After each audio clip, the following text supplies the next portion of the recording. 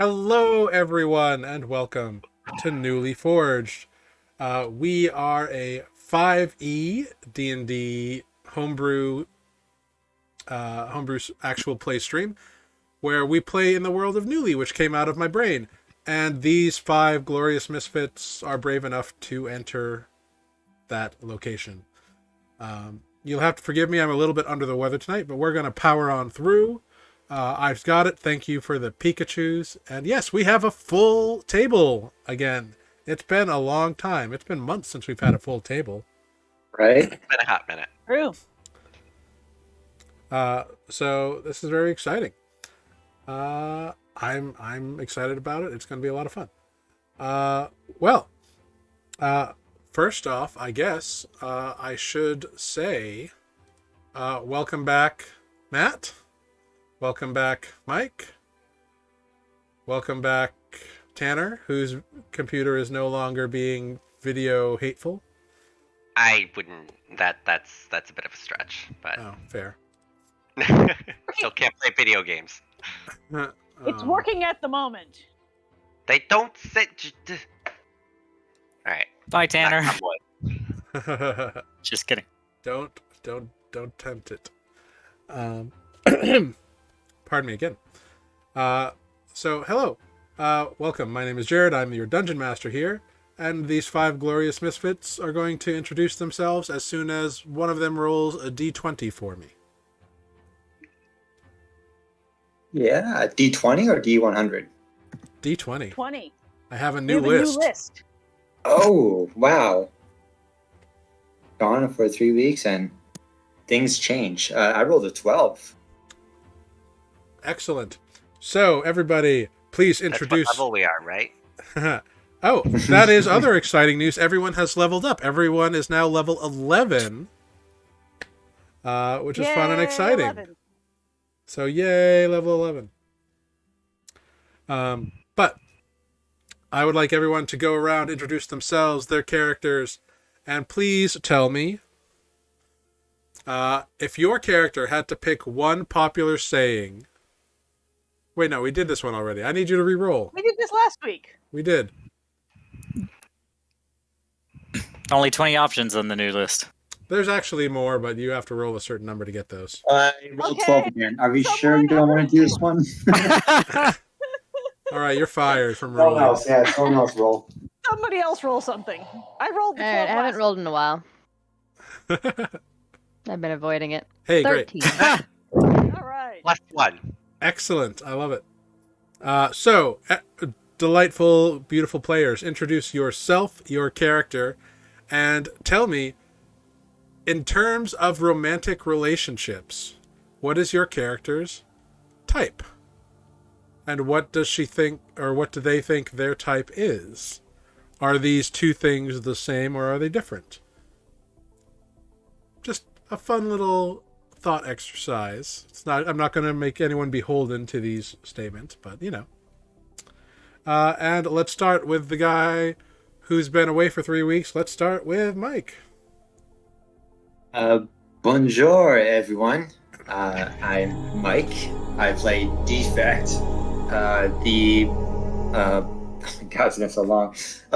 Barbarian. Arcanaton. Warlord Vaulruga Barbarian. Arcanaton, thank you. Yeah, 3 weeks just, eating croissants and drinking wine.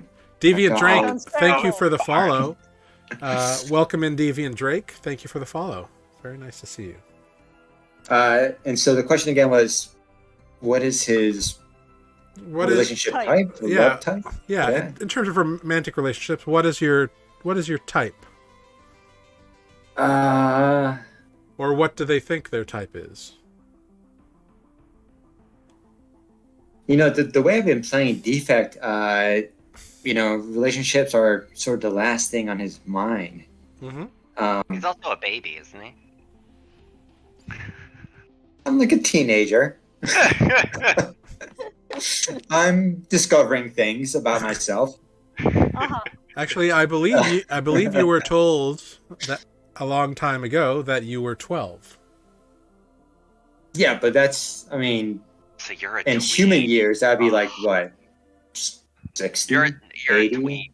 there's no real equivalency for Arcanatons. Well, regardless, he hasn't been thinking about relationships and not looking for one. However, I'm sure the past will catch up to him. Seems like there was some sort of romantic relationship in his past. And I guess we'll see what happens when that comes back to haunt me. Fair enough. Let's hop on down to Amber. Oh, hi. I'm Amber. I play Greg, the Goblin Artificer. And mushy stuff is gross. Why would you ever want to do any of that? It's gross. I'm a grown-up goblin. I'm like a real adult now. For realsies. No, really, I am. Mm-hmm. It's gross. Mushy stuff is gross. Just realized we have two teenagers in the party. Now What it does that makes even sense. mean? I don't get it. Everything makes so much more sense now. Gross. It's gross. Yeah. Mushy stuff. Not for Greg. I don't think Greg has a type. Fair Greg's type is technology. Right? Greg's type is the kind that doesn't bother them or exist. enough. Sounds Fair. perfect. Definitely not humans. No, they're stupid. Very stupid. And they betray you and they leave you all alone. Mm-hmm. Fortunately, we don't have any anymore, so. Reminds me, I haven't checked on Adis in a while. You're gonna send him ascending, and he's gonna be doing morning calisthenics again. I'll have to try at lunch. Hey, we could pop in and say hi if we wanted now. It's true. Also true. Very cool. All right. Well, thank you, Greg. Moving on down to Sarah. Hey, that's me. My name is Sarah, and I play Olive, the fully grown-up half-orc druid. And I'm pretty sure her type is people who can take care of their damn selves. I dig it. Yeah, totally. Makes sense. And like caves. Hey, cave's optional. Fantastic. All right. That brings us to Tanner. Hi, I'm Tanner. I'm playing Nereus, the Azamar sorcerer. Nereus's romantic interest and type. In the past, he was kind of, I guess, like, I haven't really thought about it, but I think whoever piques his interest enough. Fair. Oh, equal open opportunity. Yeah. I dig that. As long as you're weird enough. Yeah. Gotta have cool tats. Mm-hmm. Matching tats. Fantastic. Listen, we're not talking about Tanner's type. Or even Adis's. We know Adis's type. Yeah. Yeah. Just silver foxes. Who knew that when he married his husband, he was also ensuring his attractiveness for all times? Wonderful. And that brings us, of course, to Matt. Hello, I'm Matt. I'm playing Spoot, the Turtle Cleric. And, you know, I've said before that I think maybe Spoot might be asexual. I'm not really sure if he's got a type. Yeah. Or what that would be, even. I don't know if he's ever given it much thought, Okay. to be honest. I'm also realizing we're a pretty, like, relationship-free crew now that Adis is gone. Yeah. You're all we all took a vow. No, I'm just kidding. Romance, what's that? you're all single, and mushy stuff is gross. So Mushy stuff Yeah. is gross. Why would you even bother? It seems like too much effort. I've got too much to do. I've got too many places to see. Unless you got to do those diplomacy checks. Right. I've had too many kids in towns that I've had to leave behind. No, I'm joking. Wow. Oh, The truth comes out.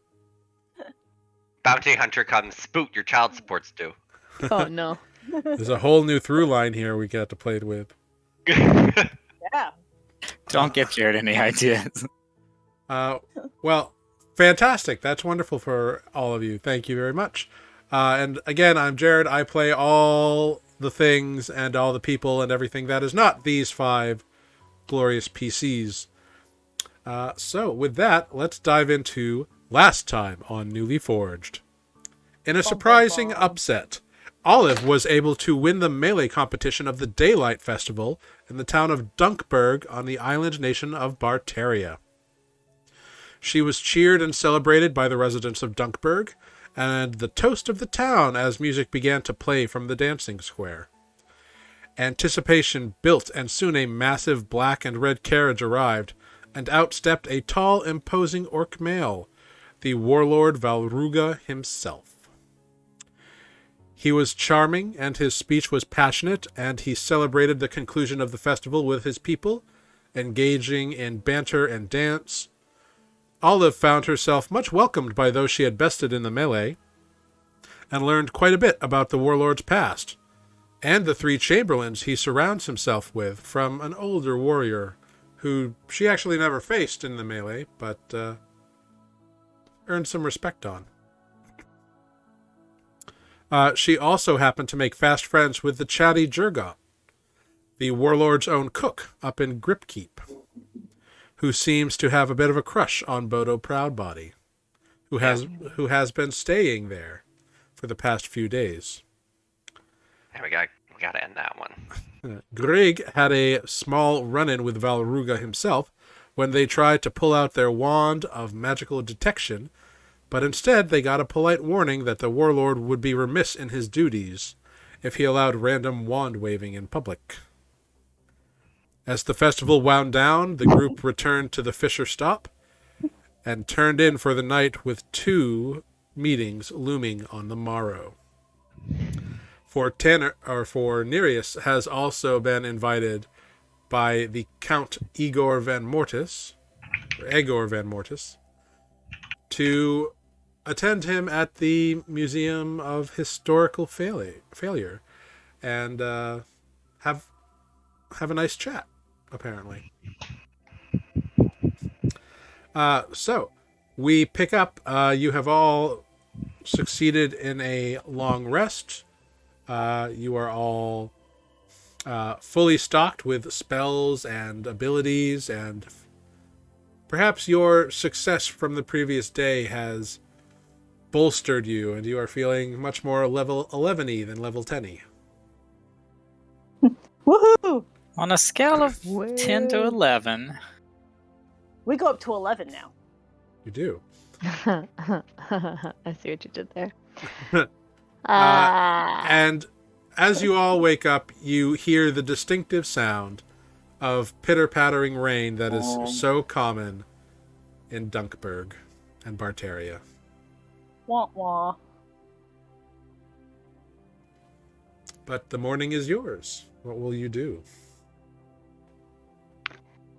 Well, I'm going to wake up really early with this really bright idea, and I'm going to go knock on Spoot's door really loudly. Spoot! Spoot! Hey, Spoot! Spoot!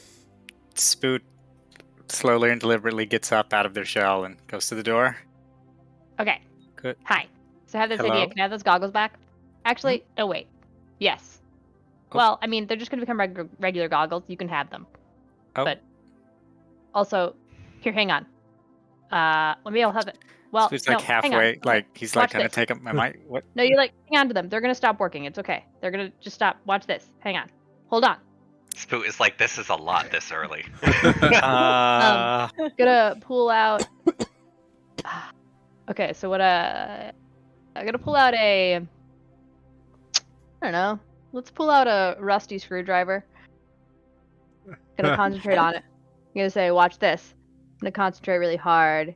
I have like a little pick. I'm gonna like carve into the rust a little bit, and then it's gonna like start shining for a second. And basically, I'm spending my morning to touch this simple or martial weapon or one item to use as a spellcasting focus. Which, can you use a rusty screwdriver as a spellcasting focus? I guess I should ask that. Because you're Grig, yeah. I was gonna say, I think you can. Olive probably can't. Okay, watch. And I am going to use this new feature. So I've been thinking about this for a long time. Spell storing item and put dark vision into this screwdriver. Excellent.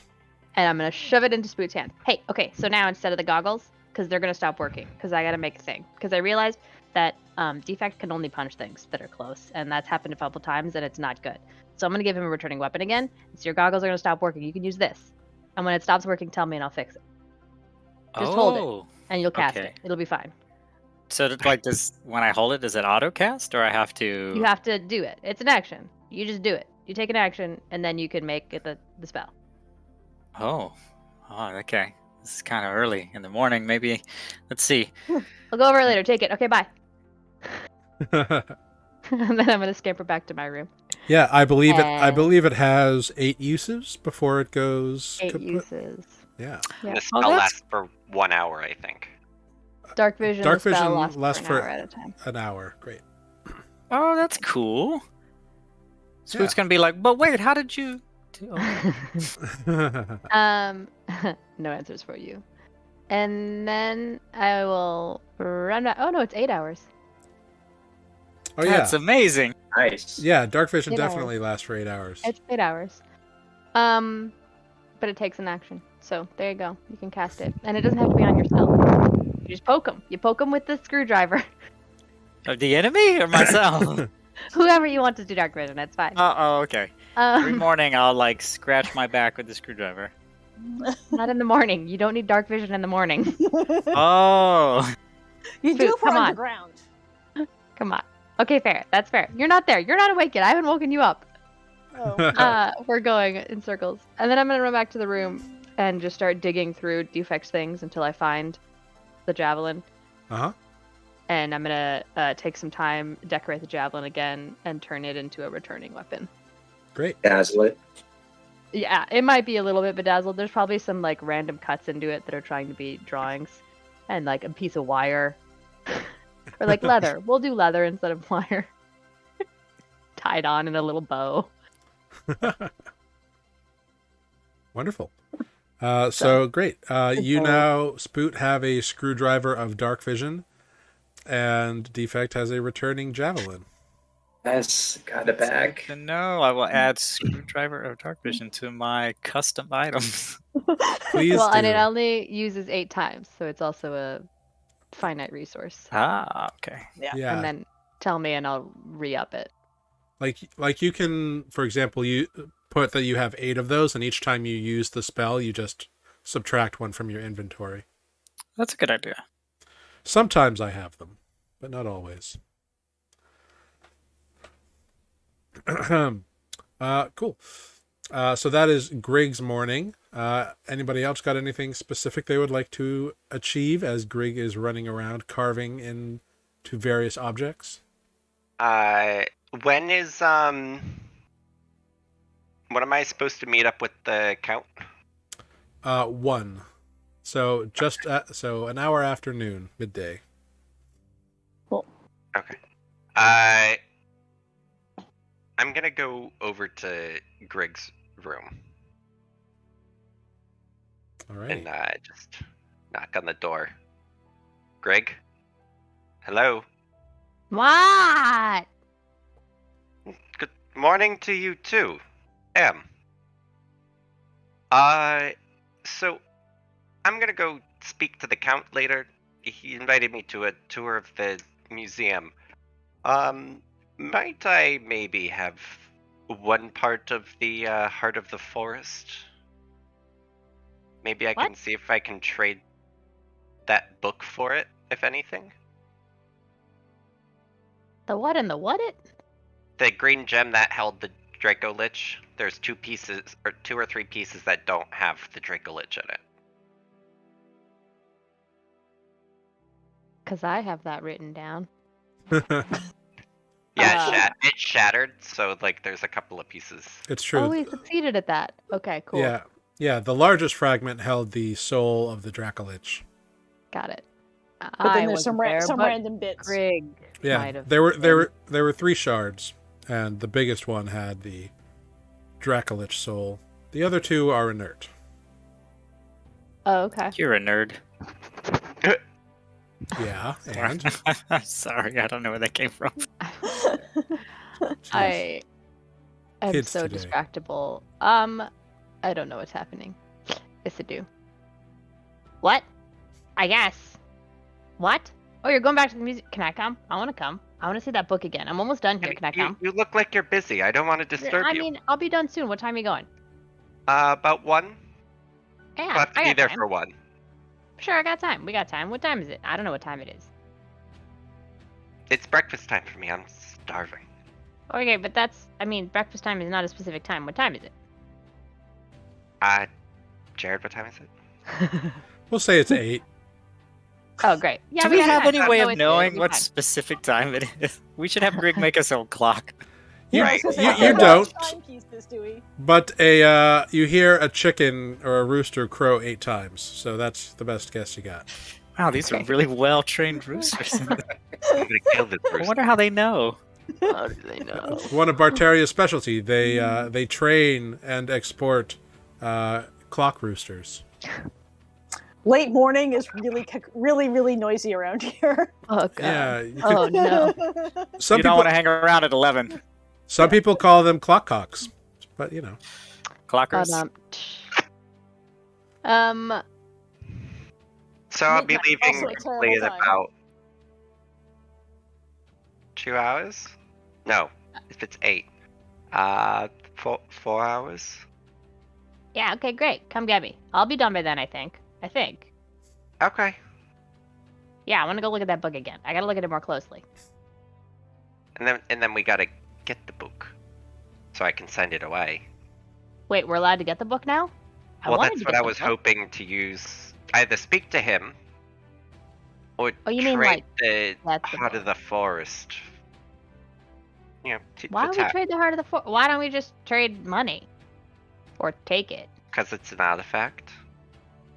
Sometimes you only can trade those. Or take it? Let's not push our luck just yet. Alright. I'll come get me. It'll be fine. I'll do the thing. Hang on. Okay, get out. Oh. And the door slams on my nose.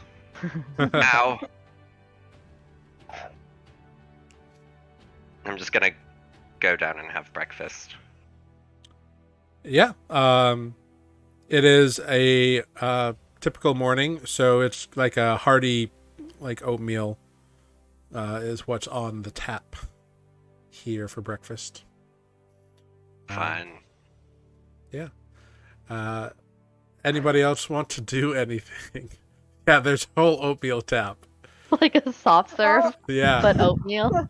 Olive will also stop and have a pint of oatmeal. Yeah. That can get your Does day it come with going. sprinkles? Do they have sprinkles? No, unfortunately, the shipment's been delayed. It's synonym. Synonym, yeah, absolutely. Synonym. Yes. So we have both oatmeal and porridge, and Ugh. I'll take some oatmeal. Yeah, Although actually, it's cream of plain but hearty. stuff is tasty. and then Oh, I I'll like also 'em. take a walk around, and maybe try to acquaint herself with some trees. Okay. Not too difficult to do. It is drizzly and foggy once again here in Dunkburg. But you're able to find not too far outside of town. There's some fairly large trees that you feel. So I was just you can- gonna walk around and take note of them, maybe pet them a little. They do not move as you pet them. Fair. I just have to see or touch them. Yeah, So all good. Anybody else have any objectives for the morning? Oh, No. I don't think so. Okay. There's no library here. There's not. However, there may be like learned folk you could ask questions about. That is true. I do think that after the screwdriver bit, Spoot might just take a little extra time on his morning meditations. All right, cool. No worries. Then we can move right along. All the screwdrivers. How many do you have? Screwdriver. Out of curiosity, how many screwdrivers do we need to like go shopping? How many rusty screwdrivers is Grig carrying currently? Well, okay. I mean, I've got my like nice tool sets, and then I'm pretty sure I have a couple of like crappy toolkits on purpose. Nice. I wrote this down. Yeah, Yeah. I buy that. You probably just collect them. Yeah. Right, but you can only have one object at a time. It says until you use this feature again to store a spell in another object. Oh, did I just not read? Yeah. I can't read. Yeah. Yeah, it's at the end. Oh, very sad. All right. Well, So you can do it as often as they use it up, but right. Okay. Yeah. It's not quite that broken. I was like, Yeah. what? Just you get a Right. screwdriver. You You get a screwdriver. screwdrivers for everybody. Don't mix them up, okay? This is the fireball screwdriver, and this is the dark vision screwdriver. Don't touch yourself with this one. I mean, wait, this one. This is the guidance screwdriver. No one uses it. Oh my god. Well, and they're all the tiny screwdrivers too. That's what I just have my little booklet of. Anyway, That's okay. Precision screwdrivers. An that's Allen right. key set of different spells. Oh my god. Don't tease Grig. 8 The millimeters. metric That's for is all the fireball. fire spells. Yeah, The gotta use standard the is metric gonna be all the ones. support spells. Yeah, Yes. Ah, okay. we just got into really nerdy tool talk, and that's pretty fun. This is the wrench of cure wounds. Smack. Right. I kind of want one. Bop them over the head. Or it's healing word. It's as far as you can throw it. Glorious. Well, then, in that case, we'll move right along. It is time for Nereus to go to the Museum of Historical Failures. Are we all Greg! going? Yes. What? It's up to you. It's time. What? Oh, okay. It's time. Have I finished? Oh yeah, you've made all your little And tweaks and bobs. Oh, I yeah. like to imagine that I pop awake the moment the sun is up, or in theory would be up. Yeah. At the time the chicken or the rooster crows 5 times. Yeah. Absolutely, not a problem. All right. We go.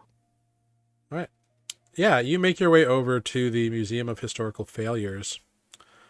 There is there's not a there's still guards outside that are wearing livery that is not that of the Fangs, but presumably of Van Mortis's house. Pardon me. But yeah. You arrive, you give your name, and you are expected, so you are shown in. Once inside, you see the half-elf woman who you met yesterday, Thora, who you know to be Van Mortis's chamberlain. She's like, you were quite punctual. I appreciate that. I always attempt to be on time. An admirable quality. Right this way, please. And she shows you kind of under there's like a balcony level, and then there's like the regular floor level. Under one of the balconies there's like an office or a door or whatever that she shows you through, which is the office of Count Igor Van Mortis. And you see this half-orcish individual there, kind of gray skin, very fancy robes, and like greased back hair this morning, tied tight in a little knot at the base of his skull. Good afternoon, Mr. Nereus. It is so very nice to see you again. Great to see you too. Now, Yes. you spoke about a personal tour of this museum. Oh, yes, of course. Let me walk you through all of this. Oh, it's going to be very exciting. I know so much about my museum. It's very fascinating. Right this way. And he immediately like pops up and begins at the nearest display, which houses a trident. This trident is from an ancient place.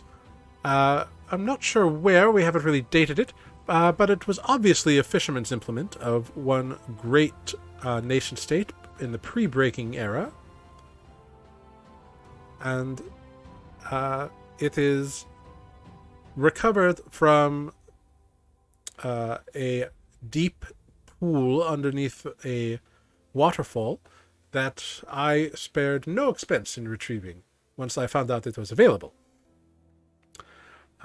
As you can tell by the patina, it is ancient. And he just kind of goes on and like all these details about how he acquired this thing and all this kind of stuff. The next thing that he goes to is a set of mason's tools that he says were very ancient and were once from the kingdom of Stonelow, which was a dwarven stronghold in the pre-breaking era.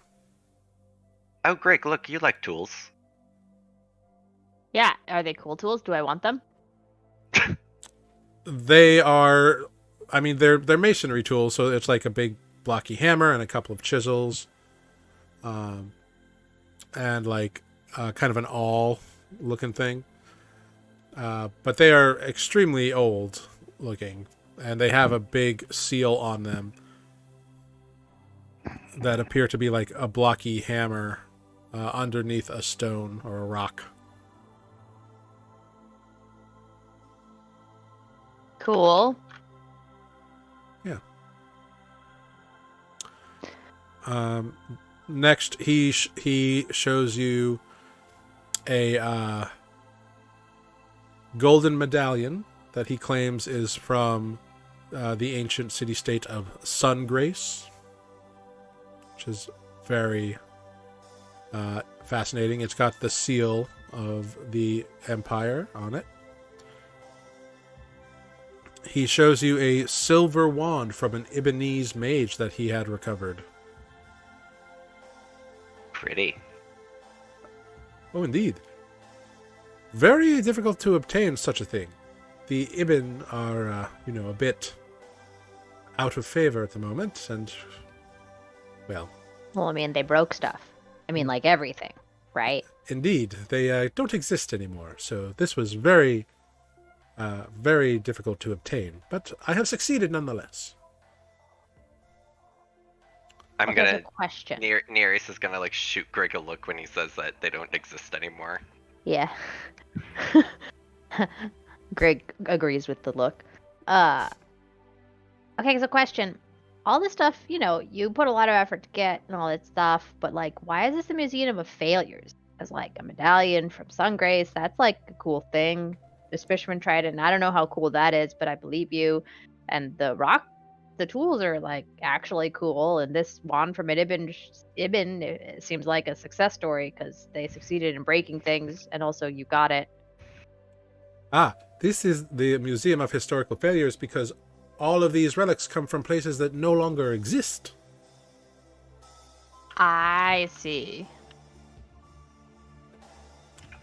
Yes, such as this little journal here. This was written by an ambassador from the Verdentious Causeway to Obskel, another city that no longer exists. The Causeway, I'm aware, is still around, but Obskel is gone.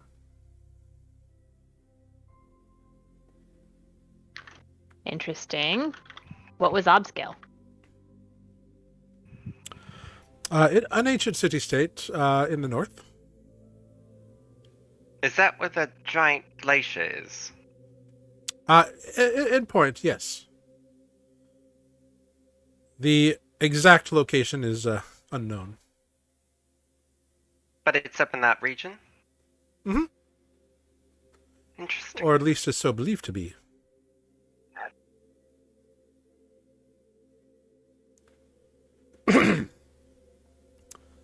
Next, he shows off a stone bust that claims to be of Empress Pelara the 8th or the 9th of Sungrace. However, half the head of it is missing, so maybe it's her, maybe it's not.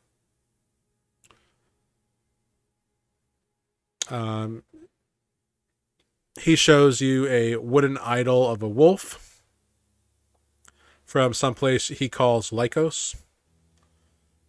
Hey. He shows you a scimitar that has a fox pommel on it that he claims is a elvish weapon. I don't know nothing about elves. Greg?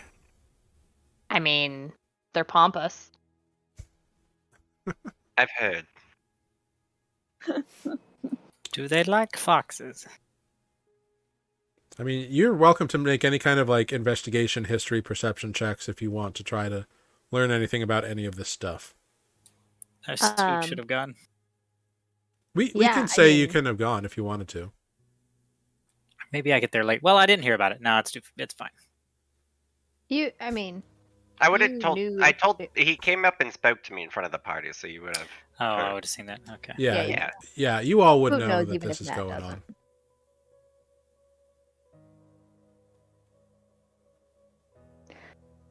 Greg is very curious about this wand from the Ibn. Mm-hmm. Do you want to do anything to it or like investigate it or something? It is like behind it is like in a case on like a velvet cushion.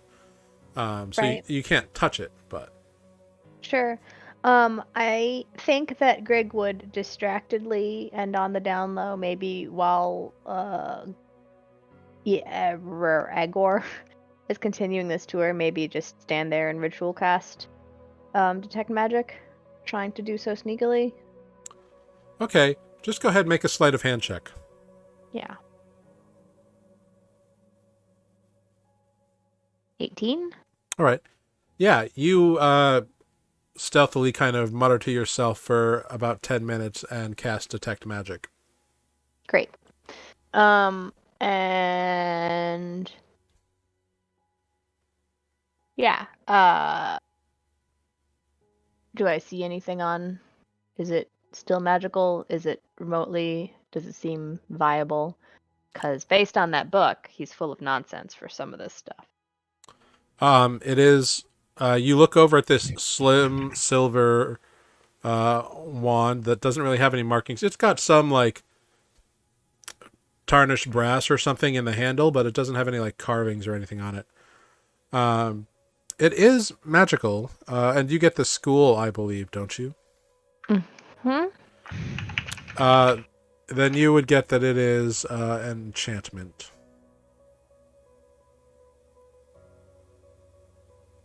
Interesting.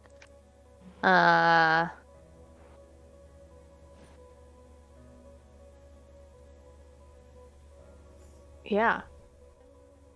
I don't know. Interesting. I don't know if that tells me anything. It doesn't really, but it is still magical. It is. Cool. Cool. As you look around the room, you notice a few other things are magical as well.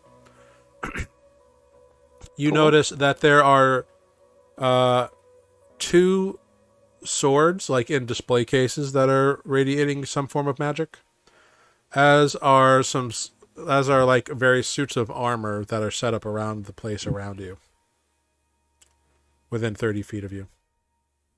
Cool. I don't know. I guess I would just like wander around if I can pull away from the group without getting into trouble and look at all the things that exude magic and just be like, what are you? Read the little plaque and do that kind of thing. Yeah, as you wander around, the interesting thing, like the weapons rack that has the like swords that are exuding magic, are not behind a glass case. They're kind of like behind a roped off stanchion, but they're just on a display rack, and it's just part of a plaque, or the plaque is just a display of, lost weapons of various empires and that kind of thing. It's a very generic sort of display. Or like unidentified, whatever. Walking around, you see there are about eight suits of armor that are all animated with magic, or not animated with magic, but like exuding magic. Cool. That are also not behind any displays. They're just standing on little plinths because it's a suit of armor. Cool. You do notice a few other things as well, though. You notice that there are a few runes carved in various places that seem to have the potential for magic, but they are not currently active. Huh. Like just in the building? Uh-huh. You find about 4 of those. Does my criminal background help me draw the conclusion that Amber is drawing, which is like these are alarms or something? They're probably some form of alarm or trap or something that is turned on when the night is, or when the Right. museum is closed. Cool. Interesting. I'm going to, try to remember where those are and guesstimate what they might do. Yeah. You can make an Arcana check on them if you want. Yeah, if I were good at that. But I will make it. Yeah, do it. And that one. Total of 5. Yeah, when you activate these, something good happens. Great. Oh, that must be interesting and exciting. Yeah. Maybe they're party lights. They're like conjuration or something, definitely. Conjuration of some kind. Got it. Or divination, maybe. Hard to tell. Maybe disintegration. Right. Fascinating idea. Well, I guess I'll do that and then eventually catch up, because I do want to know about this book that's clearly in Goblin, these fools. Yeah, you catch up to the Count and Nereus as they arrive at this very large, like oversized tome that is open. And this is some form of book written by a mad dwarf in ancient times. It is absolutely ancient, given the binding and the structure and the wear and tear around the edges, but it's indecipherable. It's using a dwarven script, but it is not appropriately written. Not Actually, appropriately we written. have a expert on this language here. On Yeah, I mean, Dwarvish. who'd you have looking at it? A human? Well, actually, I speak Dwarven, so... Yeah, it's not Dwarven. What? Those are Dwarven runes. Yeah, sure, but dwarves aren't the only people who write.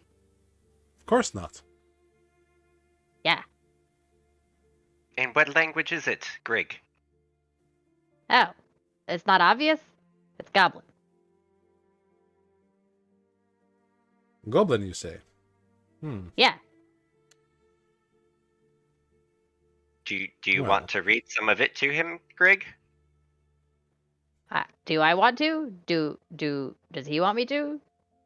I mean, I want to read it. I'm curious. It's not often you see a book that big with Goblin in it. I mean, like from before the breaking and stuff.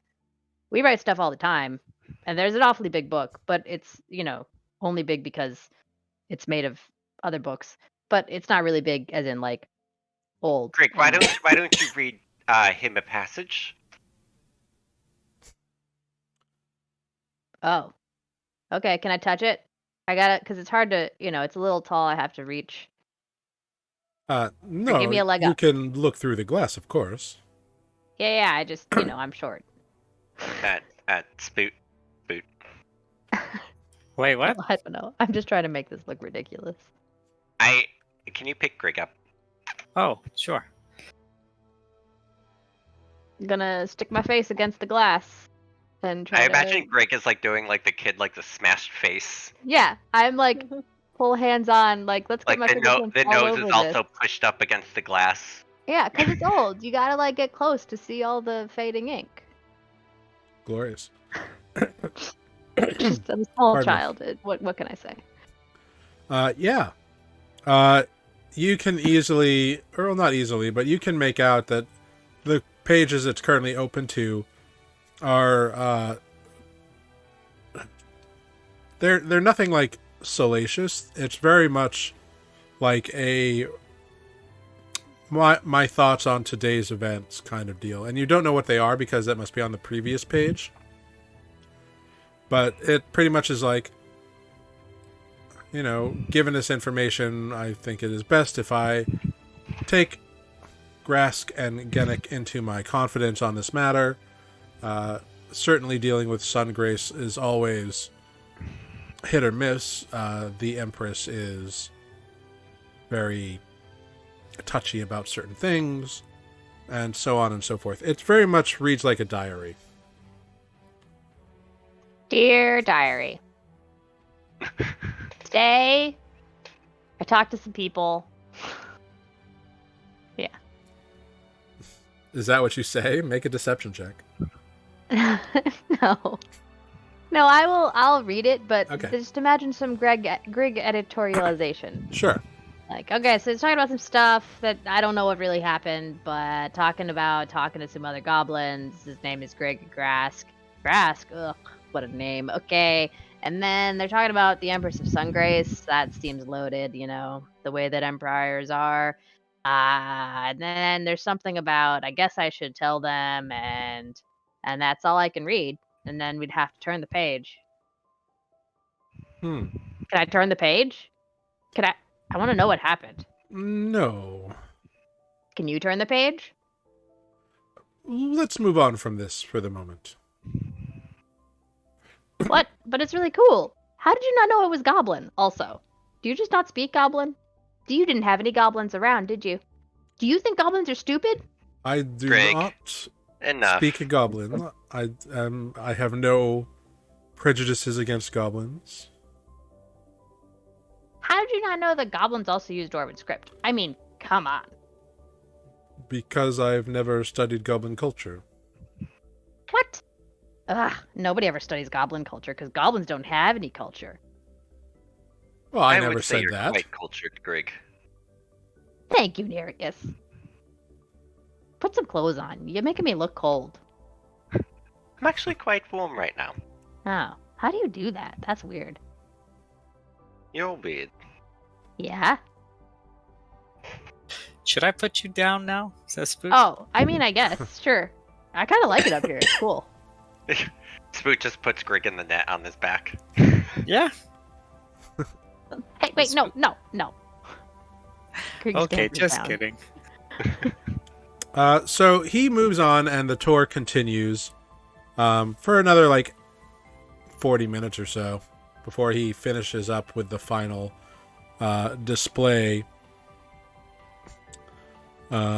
which he claims is, which looks to be a longbow carved with an ivy theme to it.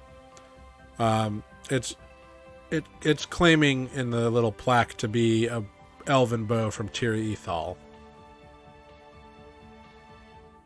Is this one magical? It did not radiate magic when you were looking around Gotcha. that way. Terry That's Ethel? Mm-hmm. It's the tree place. The tree place. Thought it sounded familiar. Yep. It is the capital of the Verdentious Causeway. You've kind of been there, and then were quickly shown out. That's right. They're not like us. Elves are snooty.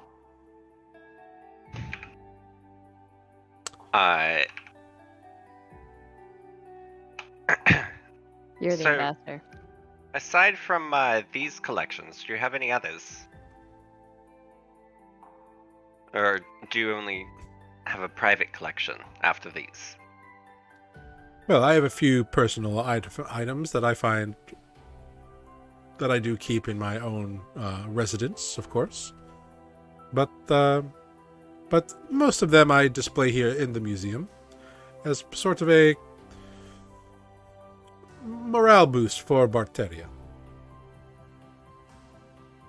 I mean, it's definitely interesting to see civilizations that were before the breaking, as not Yes. much has lasted. Yes, and Barteria was, for a long time, a very war-torn country. Only with the Warlord's ascension has it unified into a single political structure.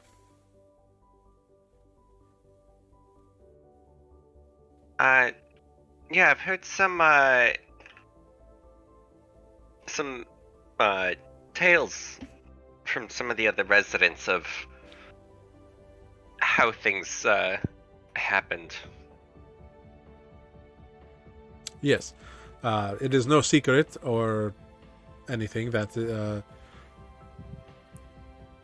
Vaulruga, the Warlord, he united the country, and yes, there were many who lost their lives in the effort, but ultimately he has created a era of peace and stability for all of Barteria. Right. I do have a couple of questions. Maybe you'd be able to answer. Why exactly? Well, to start, the rain. Has it always been like that throughout history here, or has it only been a more recent phenomena? Well, this part of the world has always been a little drizzly. Mhm. It is true that about 10 years ago it became much more so than it used to be. Mhm. It's a conspiracy. Because 10 years ago, that's when the Warlord came to power, right? The Warlord came to power 15 years ago. 15. Okay. Okay. And do you know why necessarily the keeping the borders so closed? It is a security measure that the Warlord feels appropriate given our need to rebuild our own economy before inviting other people in. Fair. I could see that. I was just curious because a lot more cities are far more open with their borders than here.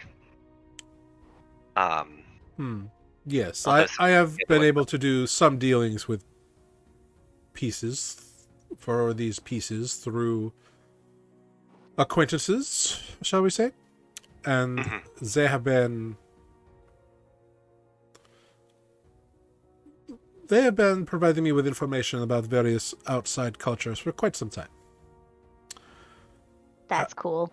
However, I would not trade the stability and security that we have in Barteria for places such as Winton or the open ports of Laurenton or Cliffside or any such place, or even that new one that they're building, Mendarian. Hey, Winton is a shithole. Yeah, Winton's kind of the Norrington worst. is nice. I am not meaning to cause offense, but I am told that they are places that, with open ports, have more than their fair share of criminal element and difficulties. Well, at least in Winton, I don't care about Winton.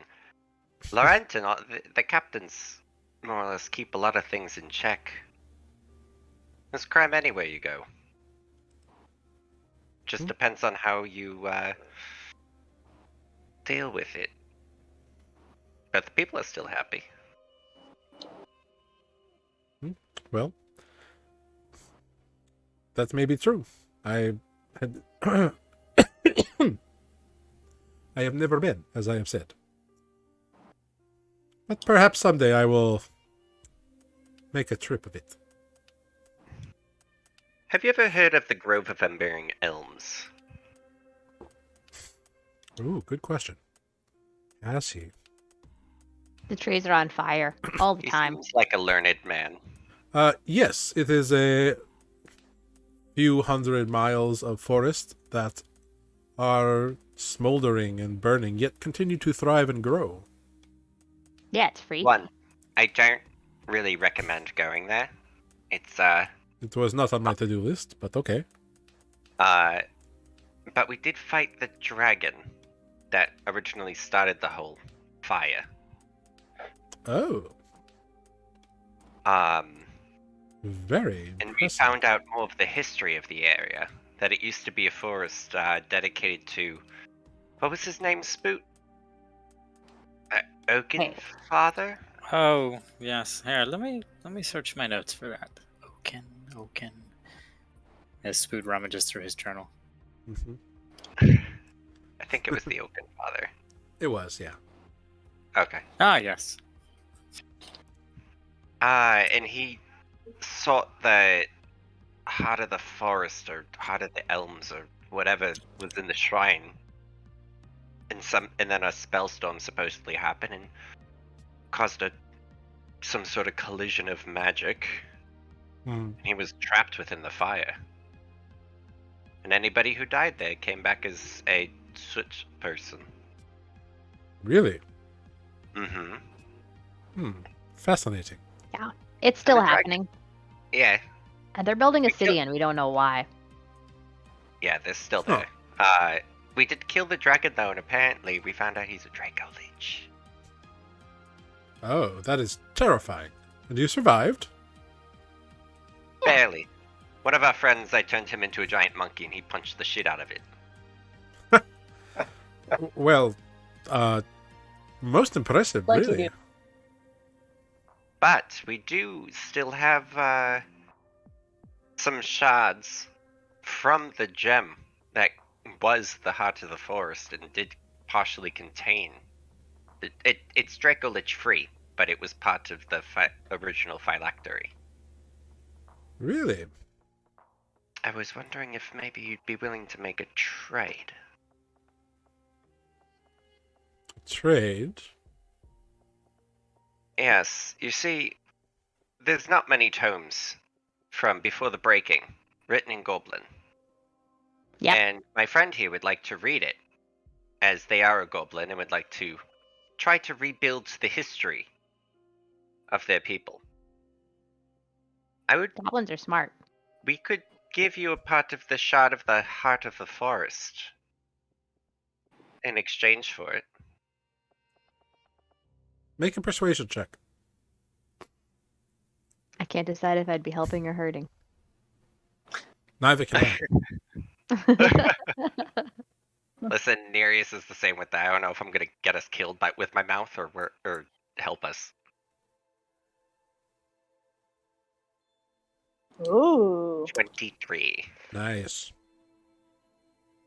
He takes a moment or a minute and kind of mulls stuff over. Well, I admit that the revelation that the journal or the tome is goblin, while fascinating, does make it more difficult for me to research as I am not proficient in that area of study. So it would be a challenge, but not necessarily one I would be against taking up. I mean, if Crick reads it, I'm sure we could. Spook can also help scribe up and send you the notes. I would be totally But I happy to do am- that. I am intrigued by this piece of the Heart of Elms Forest.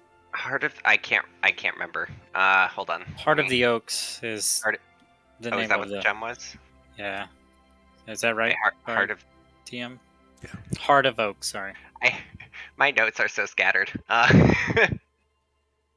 See, Hearth of Oaks, yes. I think I would be willing to make a trade in this matter, yes. Yeah, I mean, as far as a description for it, I'm sure we can describe a little bit more of what we experienced in this forest, as, you know, it technically was also fallen. Mm-hmm. He turns to his left, and you immediately see Thora is there, although you swear she wasn't there a moment ago. Ah! Yeah. Thora, you have taken all these notes, yes? Of course, Count. Where did you come from? She is my Chamberlain. She is always at my side. Where? Huh. Interesting. Yeah, she's just They're one of those sneaky. people. Greg, take notes. I am not your Chamberlain. No, I'm saying take notes on the ability to surprise people. You wouldn't even know. I don't bother Would I? surprising people. I just don't exist. You're right, goblins don't exist. What? That's not what I mean. Ugh. Stupid whatever you are. Great. So the Count seems to be willing to trade the tome for these shards of the Heart of Oaks.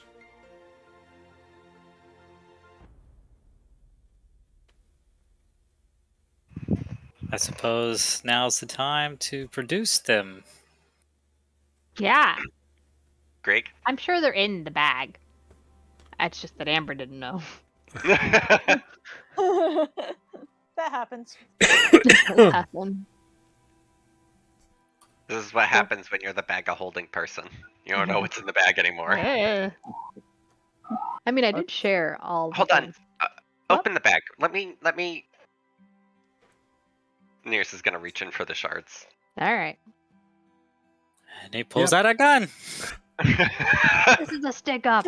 We're taking this book. Put the fuck in the The last- bag. I don't think you need to give Nereus a gun. No. You succeed in pulling out the 2 remaining shards of the Heart of Oaks. And some decomposing sea serpent. I know. What's that? I don't know what that is. I never fought that, so I can't pull it out of the bag. That's true. You pass them over, and he holds them and looks at them and kind of nods. Draco Lich free, I swear. Well, I certainly hope so. But even if they weren't, it would make a fascinating exhibit. Until it, comes back to life inside of you exhibit. Wow, I'm sure that would never happen. You never know. Well, very good. Thora, if you will be so kind. She nods and walks away. You hear a jangling of keys, and she returns a few moments later, carrying this large tome. It's probably like 1.5 feet tall by like a foot wide. Like it's one of those big, like county clerk ledger style books.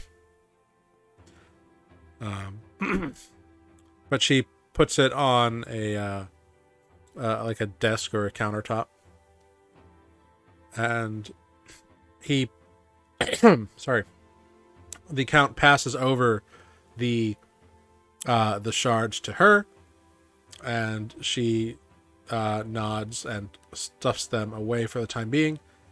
And the Count is like, very well. You may take this goblin tome, I suppose. Greatly appreciated. Do you need any more recountings of how we acquired the shards? Or... Let us know if you want more stuff too. We like stuff. Of course, by all means. If you will tell Thora all of the details, she will record it for the museum. All right. When today, the evening, we're supposed to go to the dinner, right? Yeah, after dusk. Okay. Do you guys? I can meet you back at the tavern. If you have anything else to do, Yeah, I got a book to read. don't Matt. lose it, please. Boot, keep an eye on Greg. Make sure that book stays safe. Indeed, it is priceless. But It's my history. Yes, but I know Spoot would protect a book with his life. I trust Greg on this one, but I am curious to know what's inside also. Hey, go read your book. I'm gonna recount our fabulous adventures into the Embering Elms. Don't make yourself look too good. Oh, trust. I'm gonna make all of us look average. Very cool. So Spoot and Grig depart with the tome. Nereus, you parlay the tale of fighting the Dracolich. And I'm gonna use my new cantrip because I get 6 to use minor illusion to just like show images of like what the Ash people looked like, the Draco Lich, all that stuff that we saw. Yeah, very cool. Fancy. You see that Thora like furiously notes and like sketches the illusions you create. I get the lowest amount of known spells for any full caster, but I have the most cantrips. Hey, they're handy. Sorry. Cool. So you spend a bit of time doing that, and then you are able to return to Fisher Stop, the tavern, and you reunite with your friends there. I'm gonna read my book. Cool. You spend the time in between reading this book once you get back to the inn, and it is like the thoughts of the ruler, whose name you realize is Gruz. In fact, the first page is like, as High King of Tenktuk, these chronicles of mine will serve as a reminder for future generations of goblinoids on the dealings of the day and my thought process in the decisions that I made for the betterment of my people. And it is signed Gruz. Gruuz.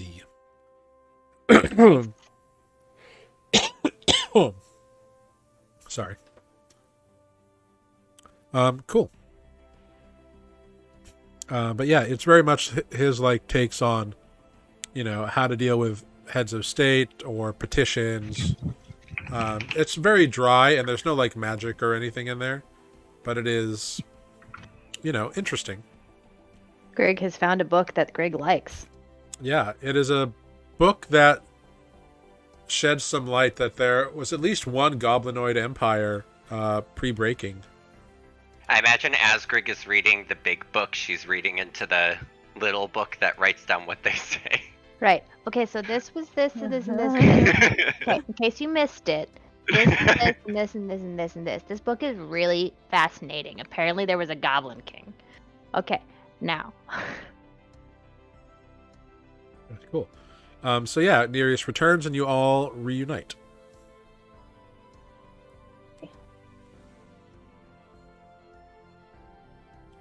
Well, are you guys ready for dinner? Oh no. More talking. I'm sure there's gonna be eel pies and a bodo. Oh. Ugh, fuck that guy. He's less. Can I bring my tasty book? for dinner. You finished the book already? No, can I bring it? No. I put it in. Can you fit it in your bag? Does it fit in the opening of the bag? Just barely. Sweet. Great. I'm like holding the bag open, and Greg is like, "Get in there!" Okay. Just wiggle it just so. Yeah. Pivot. Cool. Cool. So you depart the tavern and you find that a carriage is waiting for you. The same Ooh. black and red carriage that the Warlord arrived in the night before, and you see the same kind of nervous-looking orcish individual who you learned last night was named Stale, is He on has top. flopsy hair. He does. And he says, like, I'm here to collect you and bring you to your meal with the Warlord. So, like, please enter the carriage, if you'd be so kind. With that enthusiasm, sure. Boo. Great Is there attitude anything- there, sir. We poke our heads into the carriage. Is there anything like irregular about it? No, it's black and red, and inside it's got red cushions, and it looks comfy. Olive will tickle it as she goes in. It's a good carriage. It does not respond to your tickling. Oh my god, it's a mimic. That's hilarious. Jared and I have faced a mimic carriage. I have, yes, we have. But yeah, great. So you take the carriage up to Grip Keep. You see as you approach the keep itself. It is upon a rocky promontory that overlooks Dunkburg and has a single central tower with multiple balconies on it. And the keep is walled, so it has very high walls. But you go through the gate, and the driver stops you at the foot of the keep. The keep is in good repair, but it is very militaristic and very much not for... Like, there's not a lot of embellishments. It's very practical. There's no streamers and balloons. No, definitely not. As you arrive, you see a female orc in a very, like, officious-looking suit. She's like, you have arrived. Please, be welcome to Grip Keep. My name is Larga. I am the head of the household. If you need anything during your stay, please... do let me know. If you will follow me, I will bring you to the dining hall. Follow her. Yeah. So you follow her down through a main like grand hall kind of vibe going on. Which has like some fancy stone statues, gargoyles, whatever in it. It's very bare. It's lit by torches.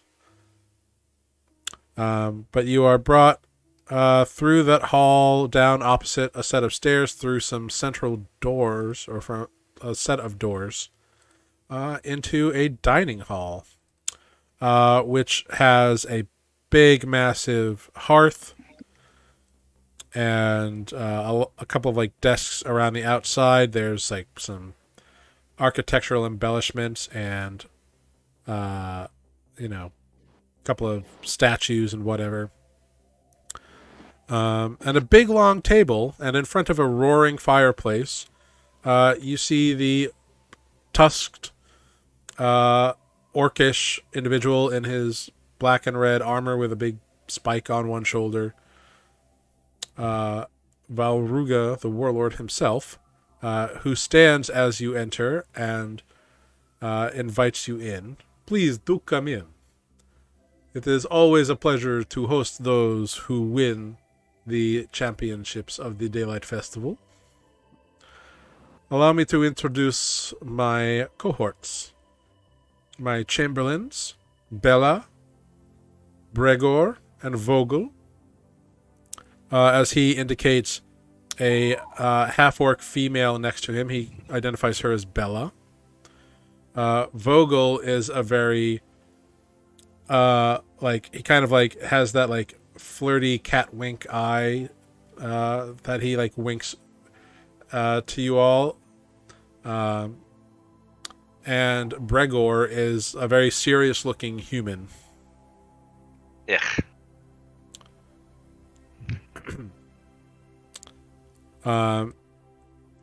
There's also 4 or 5 other people at the table. On one side, sitting next to Bella, is an individual you all recognize. You see Bodo Proudbody, the halfling who has caused some consternation in your past. You see next to him a couple of individuals who are wearing like chainmail or plate mail, maybe. They seem to be... You recognize them from the day before. They're his security guards, essentially. And a woman who is wearing robes of some kind. A human woman. Suspicious. Yep.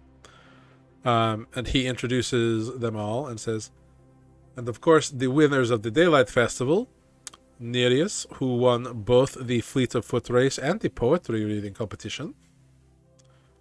Take a bow. The interesting Grig, who was given the poetry contest invitation. Yeah, I tried. There's nothing wrong with trying and failing. We have the impressive Spoot, who won the Quayfish pie eating contest with some gusto, I am told. Congratulations. Spoot nods. And Miss Olive, who won both the melee and the animal handling contest, and has given the melee invitation to... I'm sorry, I don't know your name, actually. What does Defect look like right now? Like, is he in disguise? You do have that hat. You have that hat. I didn't realize I was wearing that hat. You wore it for the poetry reading contest. Yeah. You were someone named Stefan then. Was that the last episode? It was 2 episodes ago. Okay. 2 2 ago. episodes ago. Okay.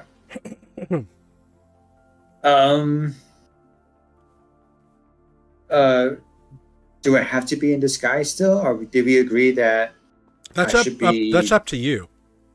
I think that was to try to avoid Bodo's but Bodo knows. notice, but then he noticed this anyway, so... Yeah, so I think going into this, Bodo. I will not be wearing the hat, so I look like me. Okay. So I am sorry, I'm unfamiliar with who or what you are. I am Defect. Defects. Very well. Welcome. And congratulations, all of you, on your wins. Please, be seated. And so dinner commences. A large variety of food is brought out. Olive, you see Jurgot happily serving some food, as well as Petrol, the other half-orc female, who's a bit skittish, but you know to be somehow involved with Stale. But yeah, they serve you a meal, course upon course, of delicious foods. There's a lot of seafood and some sheep, some venison. You know, it's a big fancy feast. So Olive is going to take a moment and, under the guise of saying some sort of grace or pre-meal prayer, she's actually going to cast Detect Poison. Okay. Make a sleight of hand check.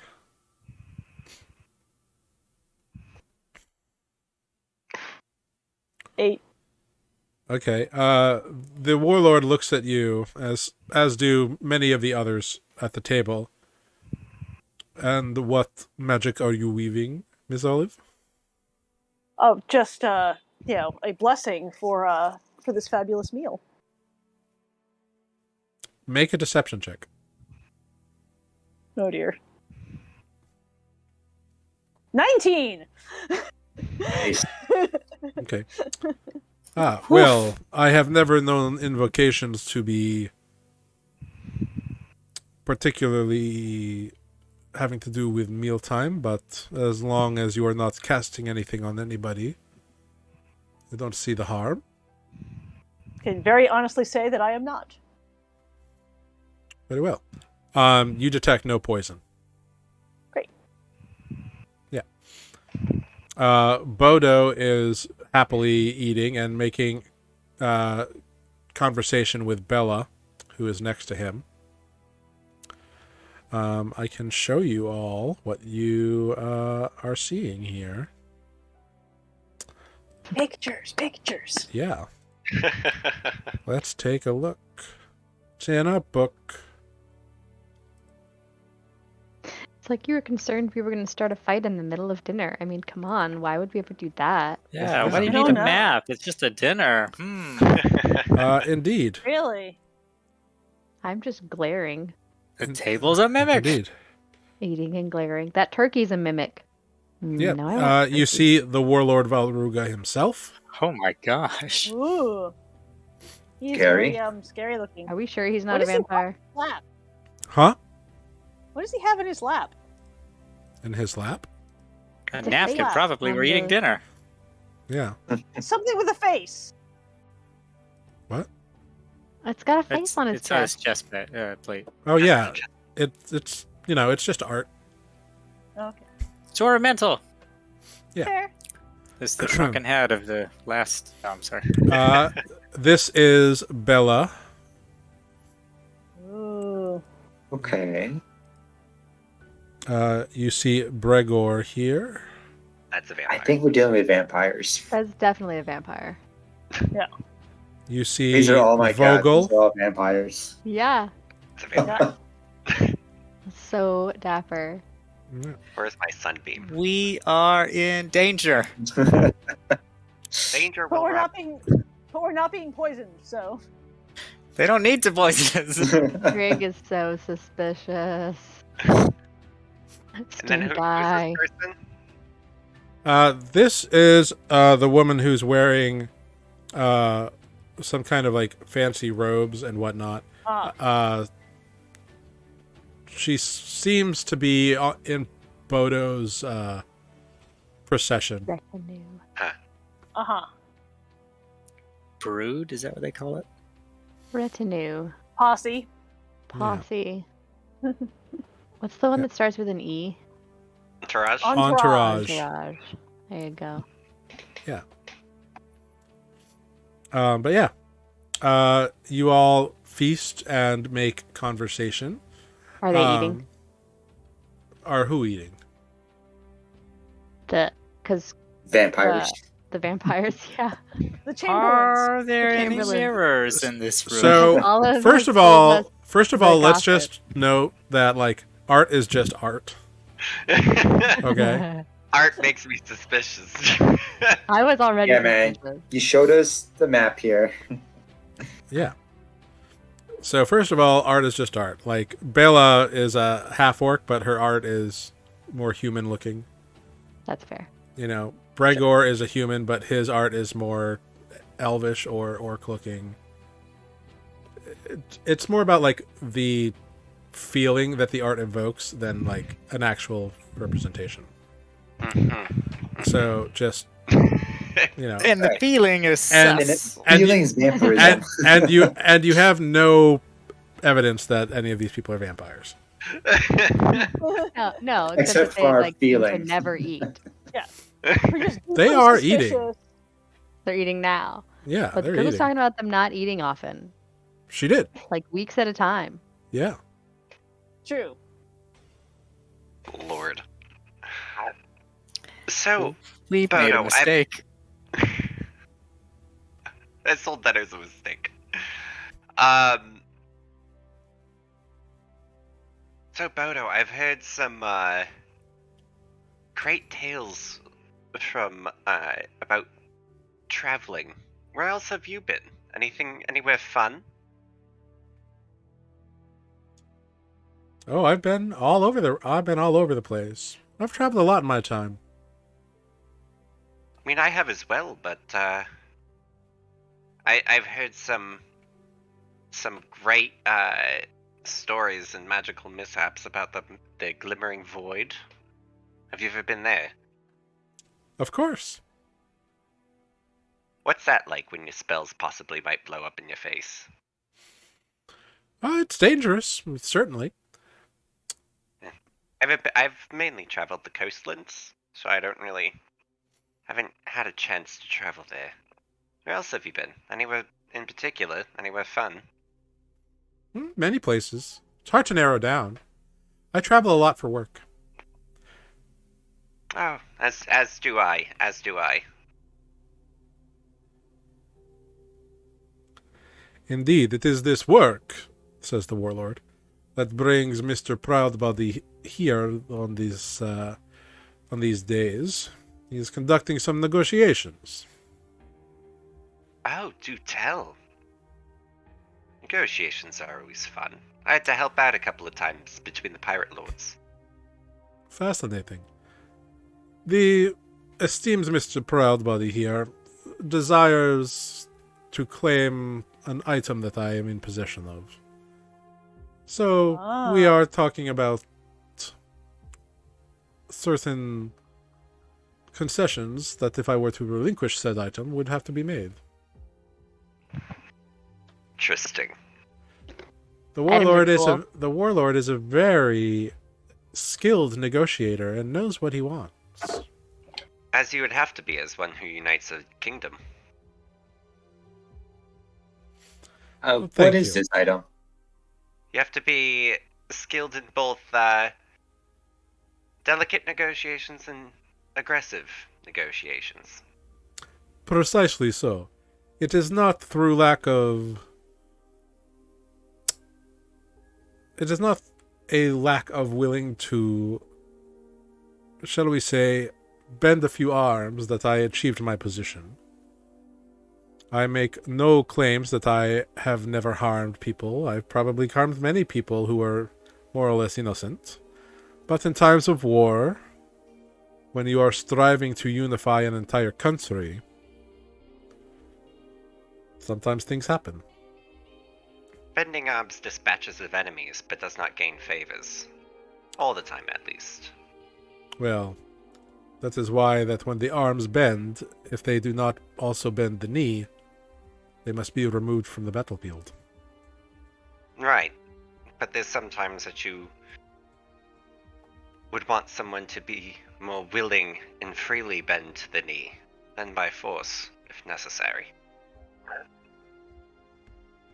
A happy subject is most often the most loyal subject. I agree, and my subjects are extremely happy. They are allowed to live their lives as long as they obey the laws. And the laws are not outrageous. I am not a tyrant. I am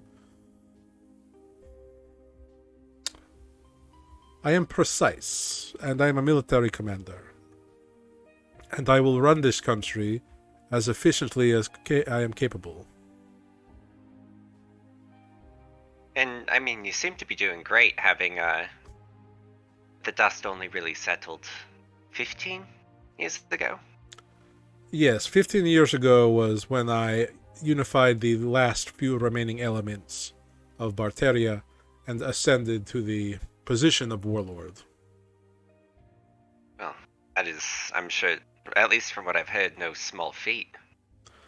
No, not at all. It was quite a campaign and quite bloody. We actually, but I mean, as for how you run this place, it doesn't seem all that bad. Although, as much as I like rain, I'm tired of walking in mud. But Well, one the cannot control the weather, unfortunately. I mean, I can tell. But That is why the Daylight Festival is so important. oh, and it was lovely. It was a nice little break. But the laws seem a bit more relaxed here than Winton. That was no fun. I have heard stories of Winton, and I am told it is a port rife with cutthroats and cut purses. It's kind of Hey. horrible, honestly. And con artists, but they also, though it is rife with cut purses and con artists and thieves, they don't seem to like when the citizenry do anything about it. It's not Interesting. very fun. Yeah, they tried to arrest me several times because I was defending myself. Well, defending oneself is different than vigilantism, I feel. It wasn't vigilante. One person stole 400 gold from me, and they tried to get away with it. Well, recovering that gold would definitely be a priority in my mind. Yeah. I mean, there was too. And exposing them because they were trying to fake being a priestess gathering alms from other people. Ah, yes. Impersonating clergy is quite disreputable and despicable. Yeah. So a little exposure to her. And they wanted to arrest me. Well, obviously they did not. No. I, narrowly talked myself out of that one. Well done. I do my best. And But I heard the rains here started 10 years ago. Do you... Barterio has always been rainy, but it has indeed been more so the last decade. Is there something new that arrived around that time? Or was it just with the end of the spell storms? It is possible that the end of the spell storms is part of the issue, but I do not know if anything else new has arrived 10 years ago. I was just curious if there was something that the arrival of may have caused things to get rainier. Vogel looks at you at this point and kind of like cocks his head to one side. Oh, really? Well, I think that you would be quite an interesting arrival, given that you're obviously new here. Yeah, we were on our way north. Our ship kind of sank. Not very fun. Yes. The waters around Barteria can be quite treacherous. You are fortunate to have made it to the island, though. Wasn't the toughest thing we've ever faced, but it just was more unlucky than anything. He smiles and is like, very interesting. Perhaps you will regale me with some more of your tales of daring do later on. Oh, You killed a dragon. there's tons. We did kill a dragon. Well, it's And technically the a sea dragon. serpent. I'm lucky I missed out on that one. Fascinating. Apparently the sea Gave us serpent some- nullified magic. But it gave us some good practice swimming, so that helped us survive our shipwreck. Well, I can certainly hope so. Indeed, it is fortunate that you made it to shore safely. You are not the first group of shipwrecks Maroonies that we have taken into the warmth of Barteria's chest to help them heal and nurture their recovery. I would imagine not with the weather you have off the coast here. It can be quite dangerous, indeed. So dinner continues apace. And as dinner kind of begins to wind down, a dessert course is brought out. It's been a few hours. And the Warlord kind of nibbles at his dessert, which is like a sweetened puff pastry thing. Oh yeah. It doesn't have eels in it, does it? No, Good. This one. it's a dessert.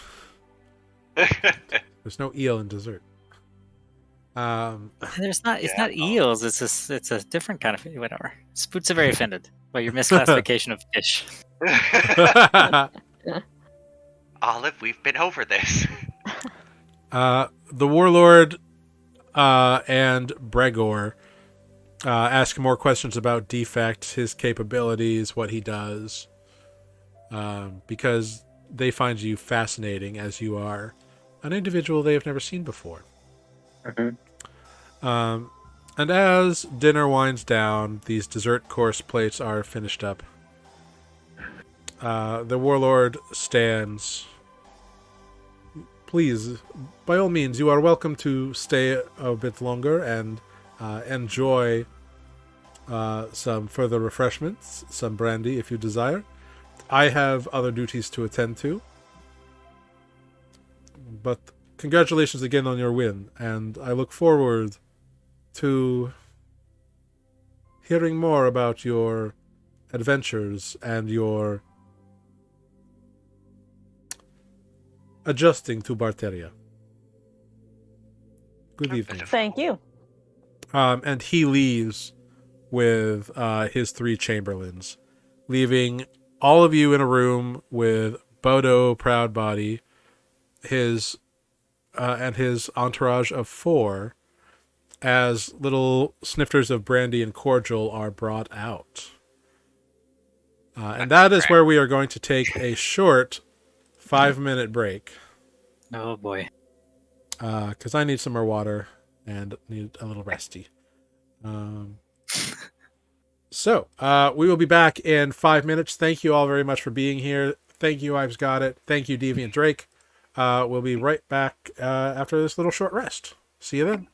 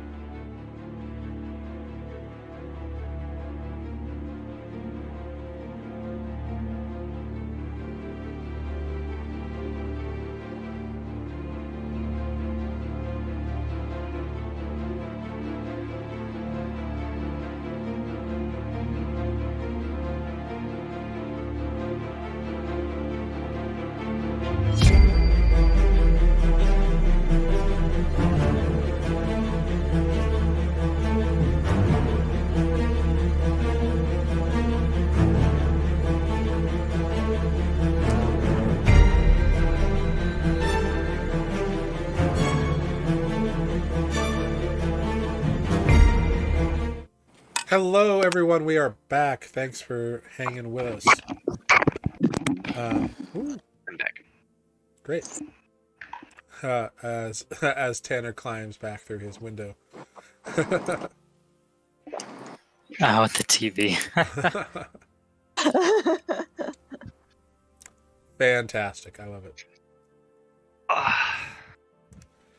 Ah, So, when last we left off, you have been left alone to enjoy cordials and brandies with Bodo and his crew as the servants of Gripkeep kind of move around and pass trays about.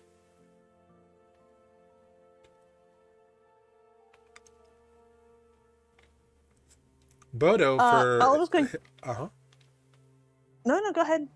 Bodo for his part, quite happily and amiably, sips from a cordial glass and from a snifter of brandy. He seems to be enjoying himself for the evening. Olive is going to talk to the mysterious woman in red robes Uh-huh. and just say, "Oh, hello. My name is Olive. I don't believe I caught your name. I must have not been paying attention. I'm so sorry." It's all right. I'm well acquainted with who you all are. I'm sure you are. Yes.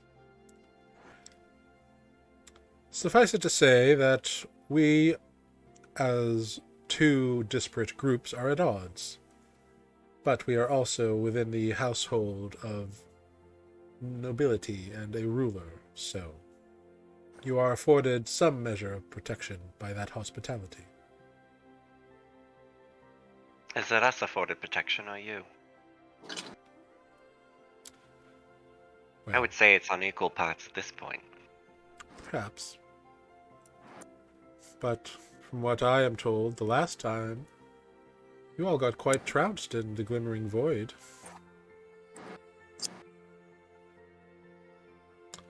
And I believe I did. you, Olive, were forced to just walk away home. Just walked right out of the battlefield, leaving your friends behind. So sad. And where is your friend Atis? Did he succumb to another sleeping spell and is off napping somewhere? I'm sure he's napping, but for other reasons. You, Nereus, are... Nereus casts Because clairvoyance. he's old. He's really old. Oh. He doesn't look it, but he's thousands of years old. You, Nereus, are not necessarily having to be an enemy. If you throw your lot in with these people, that would make us adversaries, but since we haven't come to blows, you could still join us. Be on the winning side. Not necessarily so sure which side is winning as of yet. But I currently like my standing. What's there with a good challenge? So be it. And she takes a long pull from a brandy snifter.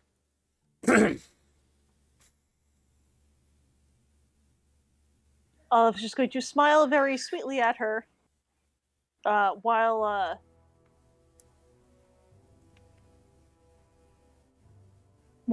very briefly allowing the primal savagery cantrip to make her teeth extra sharp. Make an intimidation check. Oh! You see her face kind of blanch a little bit as she notices you bare your tusks and fangs a little bit. And then Olive will continue to sip her brandy. And I will say, at least from what I've heard, the last time you fought this group was a fair bit ago. Times have changed. We've both been on quite a journey. I'm sure. Thus, everybody, I'm sure, is maybe a bit stronger in some ways. No one should be written completely out. Nothing should be removed from the table. Oh, I don't know about that, says Bodo.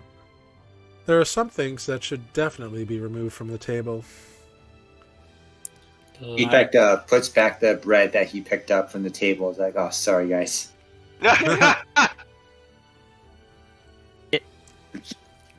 Spook just goes, it's okay. And kind of puts their eyes on Grig to sort of see if he can discern what might be turning. Grig is just glaring, sipping on some very sweet liqueur, like pulsing. I imagine it's like this. Twitching. Yeah. Just like scowling, twitching a little. Absolutely. Yeah. Which Bodo like catches your eye and just winks at you and happily drinks another bit of brandy snifter. Or another bit of brandy out of the snifter.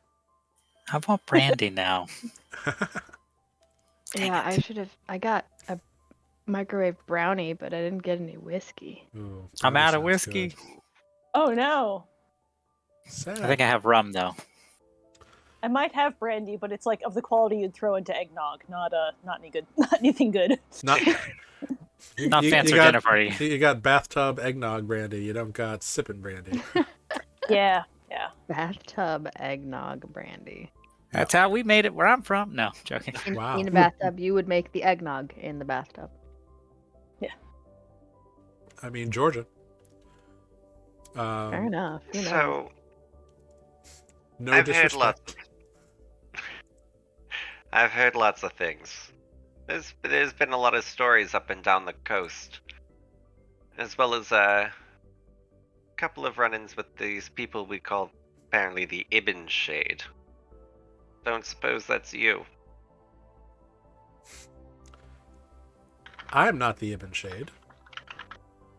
Not you necessarily. If you are asking if I am acquainted with the Ibn Shade, yeah. What are you going to do about it? Not much, I think. But that's okay. Is that why you're here then? Collecting something for the Ibn Shade? I bet you would love to know the answer to that, Spook. I'm just curious, why work for people who have already caused one great calamity?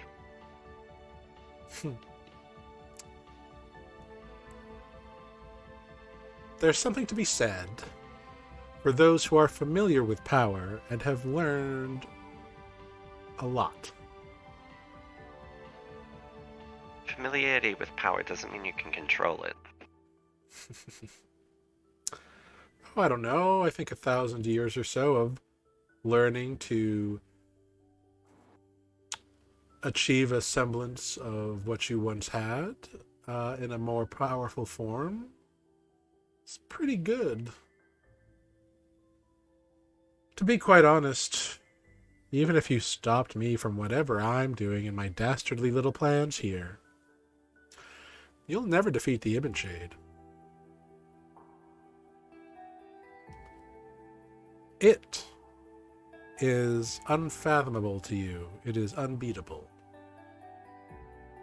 Never's quite a strong word. Then you should take the import of which I use it.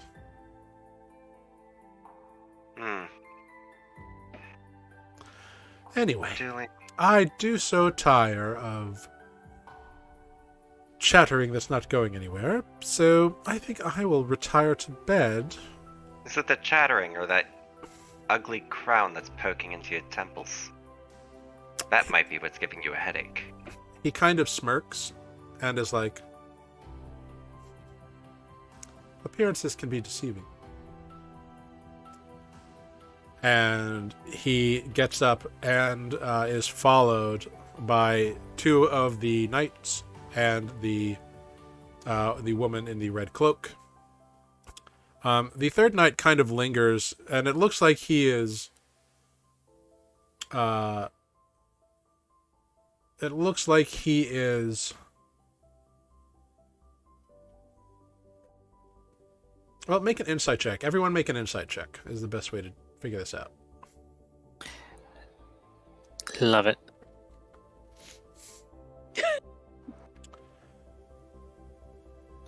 Oh, Oh, nice. Oh wait, Uh, it worked. So in 27, it didn't show up in the thing for some reason. excellent. So in traditional fashion, Greg is just eyes on Bodo and doesn't even pay attention to the guard. Great. But Nereus, you clock that this guy who's remaining behind is doing so. Like, he is pretending to secure the door, but it is very obvious that he has something to say to you all. Spoot, you get that too. Nice. Once his counterparts are like out the door and out of earshot, he just says, "Look under the serving tray," and leaves. Spooky. What? Yes. How many serving trays are there? At the moment, there's not many. There's just a few like desserty trays out that have been mostly picked clean, like some after Greg dinner starts fruits looking. or whatever. Yeah, you look at the one that was like next to where he was sitting, and there is a small piece of parchment there, and it says "courtyard."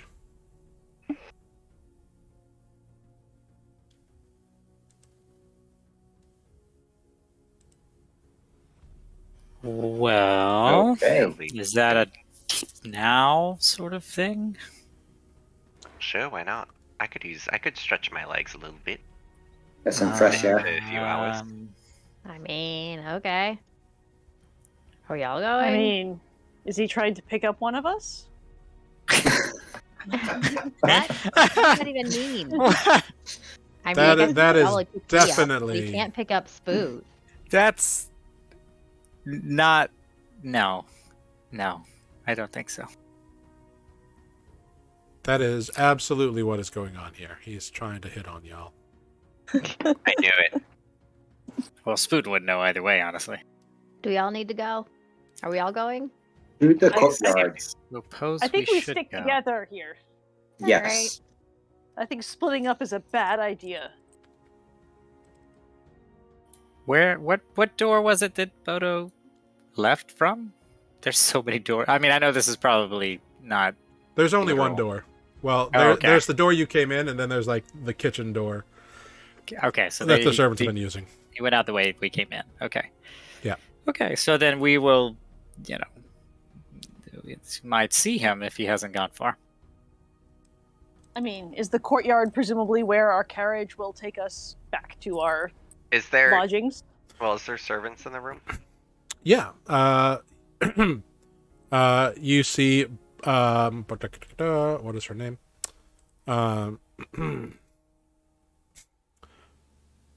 You see. Larga is there, the kind of officious butler woman, Right. as well as Petrol. Laga, which way to the courtyard? The courtyard.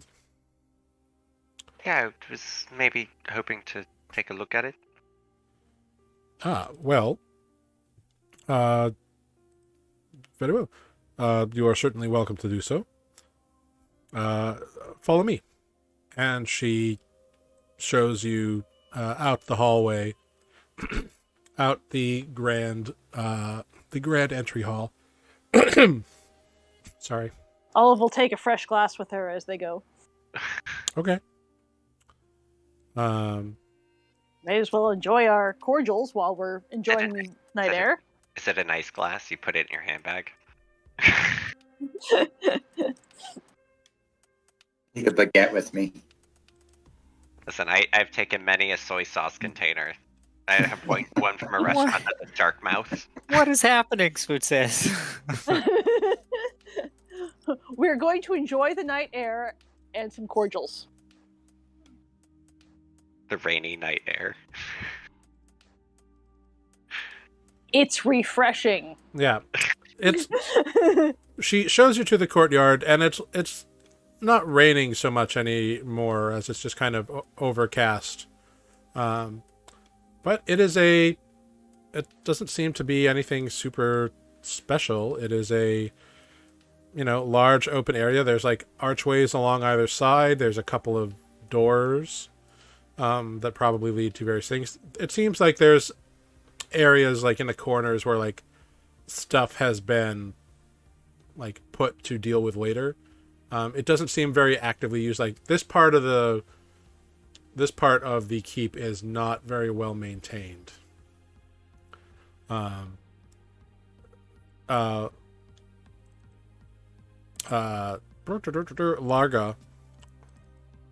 says, I apologize that this area of the keep is not currently up to date. We've been renovating for 15 years, but haven't quite gotten around to the courtyard yet. It is not high up on the Warlord's priority list. Right. Olive's just going to look up and say, I guess there's not very many astronomers hereabouts, are there? I mean, I'm sure there are some who enjoy looking at the stars. I'm not sure what you are trying to communicate. Oh, just that it doesn't seem like the stars are very visible with all the... Oh, they come and go. All the clouds. They come and go.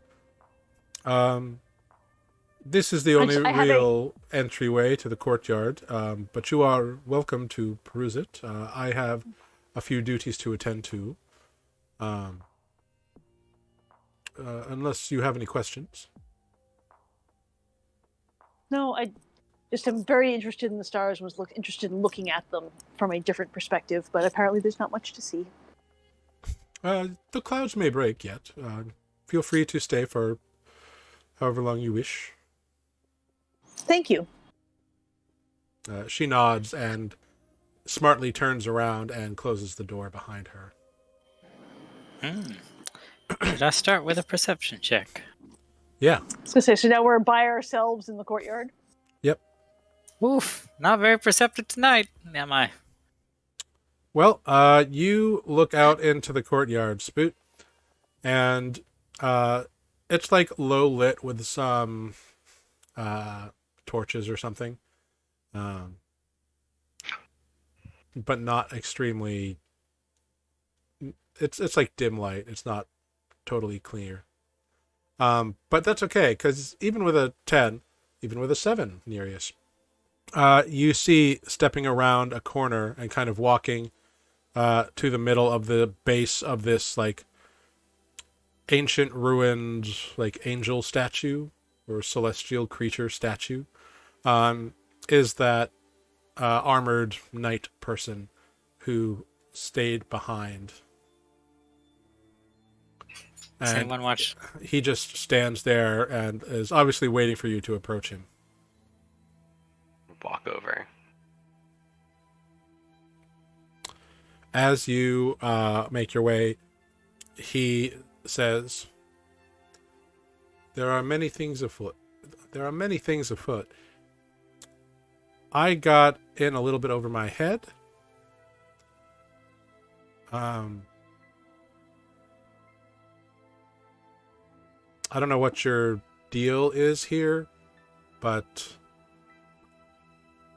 Bodo is definitely looking to acquire a very powerful object for the Ibn Shade. Assume so. Does he have a very powerful object in his possession already? Does Bodo? Yes. I'm sure he does. Question is how many? Oh, well, as far as I know, absolutely. And then you hear from behind you. Perhaps it's time I show you what it does. Damn it. And I need everyone to roll Barkskin. initiative. Damn it. Damn it. It's a trap. It's a twap. It's always a trap. Indeed. What happens? I hit. always Oh, a that. trap. What is inspiration? Oh, I failed to click on my token first. Well, you fail then. Yeah, I know. I rolled Nice. a 12. Oh, damn! No! I will apparently be going last. I don't want to go first. You're not. You're Defect going goes second, first. dude. Oh, Not, okay, great. Defect's ahead of you. I'll go No, I'm second. ahead of you too. Actually, Oh, I so is kind of. Unix. Oh, look. Okay. Phew. All of you rolled a what? A 12? 12. Trade you. Actually, really, my spell lineup only works if I go like first or later. I mean, I've done it in the past where I've kind of purposefully swapped my turn with somebody else. Sure. Very cool. Like, I would like to wait until after said person. Sometimes I've been able to do it. Well, Defect, you are up first. Let me... Take us to the map. Yep, I'm going to bring you there right now. So demanding. Defect smash. I'll go first. Need map Wait, now. Where did I go? I was in the turn order. It just changed. As long as It you did. can still see it. Yeah, I see you. You got a 15. Cool. You're there. I like this map. This is a nice courtyard. Very. It is a nice courtyard. Well, thanks. What do they mean it's in disrepair? It's All right, It's quite so lovely. know. this is who we were talking to initially, Yep. right? Yep. And then these guys all came out. Yeah, stepping out from around the corner is the woman in the red cloak. She was hiding behind a pillar. And you're not quite sure where from, but Bodo and two knights have appeared behind you. Wow, everyone else is good at this sneaking thing. And I thought there was only one door. Bodo and the two Are the knights. others just... Uh, is the L- door Larga- behind Bodo? The door's behind Bodo. Larga told you, or she would have conveyed, that the other doors are currently sealed and locked because the courtyard is kind of not functional entirely. Right. Right. Well then, I'm going to activate Rage and Great. run on down towards Oh, Bodo's direction. we're not even going to let him do his villain speech. He didn't get to go yet. Excuse me. I'm just gonna swing at this guy. Yeah, go for it. I wanted to speak to you about a few things. Oh! Been trying to reach you when you're rescinded warranty. Bonus rage. And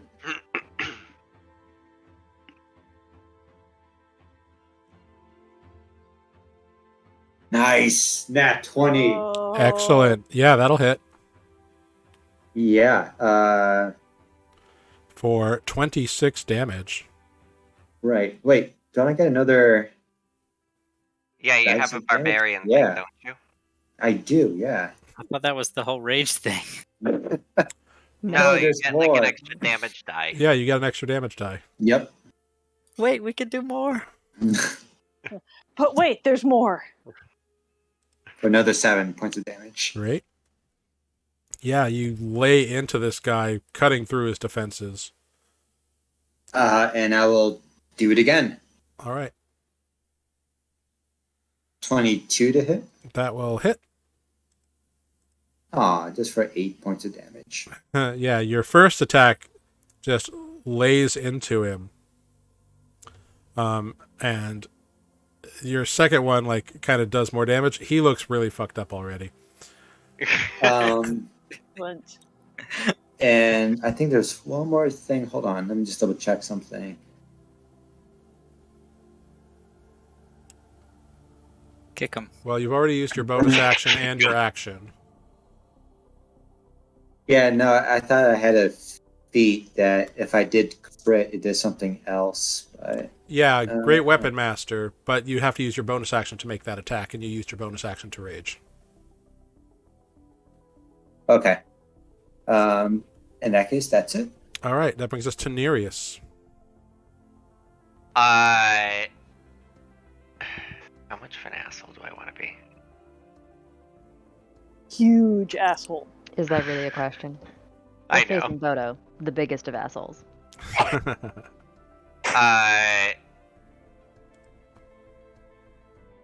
So this is an open courtyard, yes? Like to the sky? Yeah. Yeah. Alright. Nereus is going to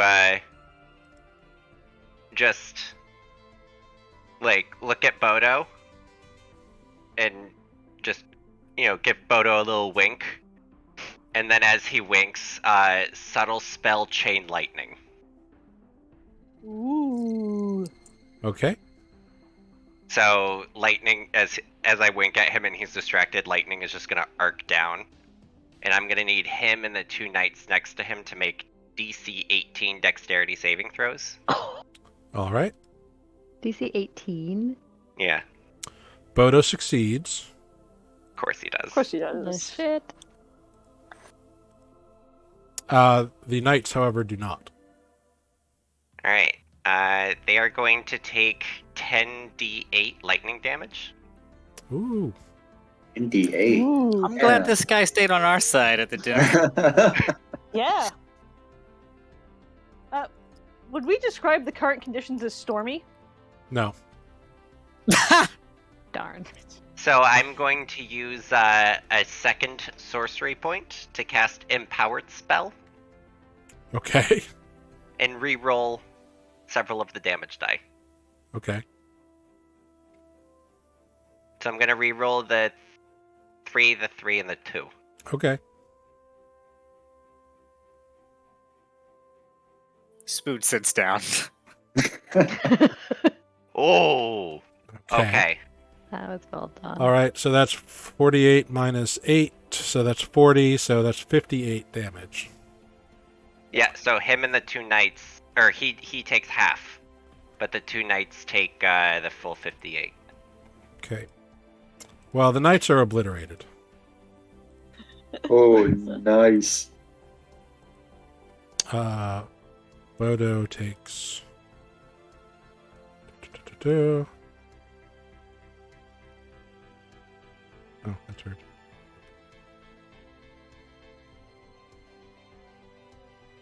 What are you doing?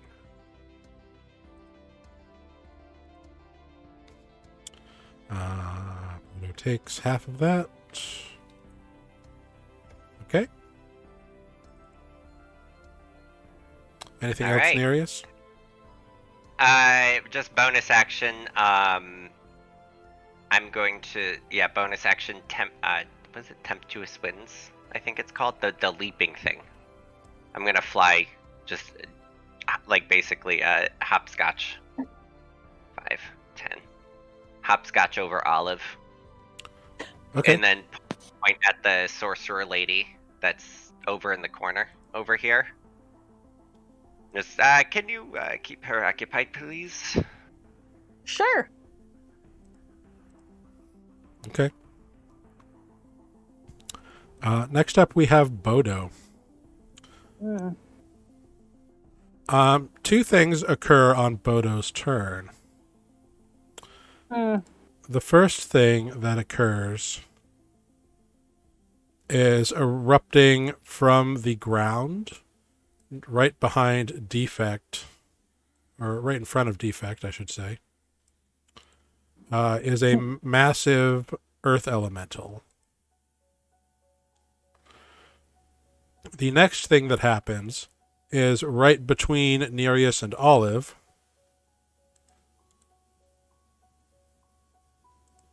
A very fiendish-looking creature appears.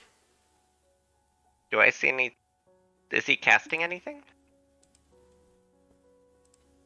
Mhm. I mean, he must have cast something. Did I see anything like spell cast? Mm-hmm. Oh, I didn't. I thought he was just. Can I would like to counterspell. Okay. Which one are you counterspelling? Well, the Earth Elemental appeared first, so it would probably be the Earth Elemental. So go yeah, ahead. sure, that's fine. And I'm just gonna subtle spell as well. Hold on, let me. Okay. I have too many things going on this guy.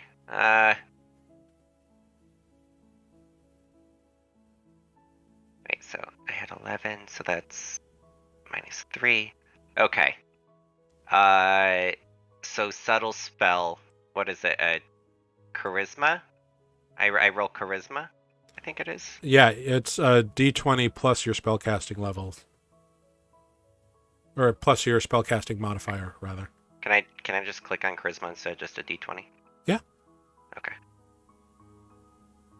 Did that go? No. There we go. Fuck. 9. You cast your counterspell, but unfortunately, it does not take effect, and the Earth Elemental remains. Wait, hold on. Is this a ability check? What is this considered? It's a Okay. it's a spellcasting check, so it's an ability. Would check. magical guidance work on that? It says when you make an ability check that fails, I can spend 1 sorcery point to reroll. Is this an ability check? Yeah. Okay. I'm gonna do that. I'm gonna try again. Okay.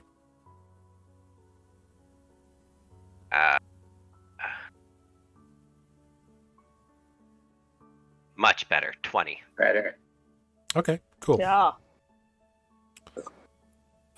So then, the Earth Elemental does not appear. It comes up, but then is gone. Well, actually, hold on.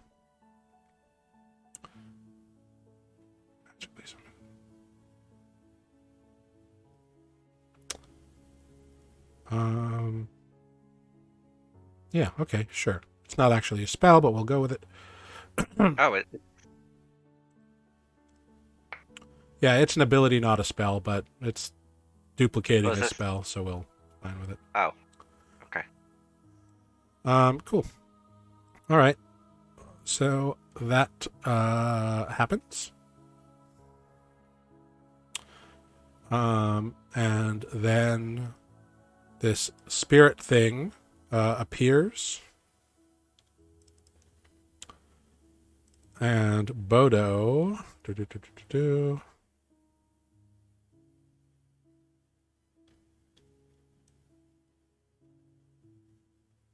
kind of runs and jumps over and around to there. And then this fun little thing that has been summoned. Mm-hmm. Very fun. Very little. Yeah. Is going to Sip some brandy with us. Yeah. That was its plan all along. Would you like some cordial? Actually, this thing brings fireball with it. Yeah. It reaches out to bite Nereus. That is a 20 to hit. Yep. You take 19 necrotic damage. A 22 to hit for another 12 necrotic damage. Oof. And a 25 to hit for another 11 necrotic damage. Ouch.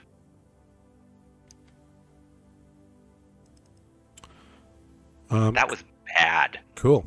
And that brings us to Spoot.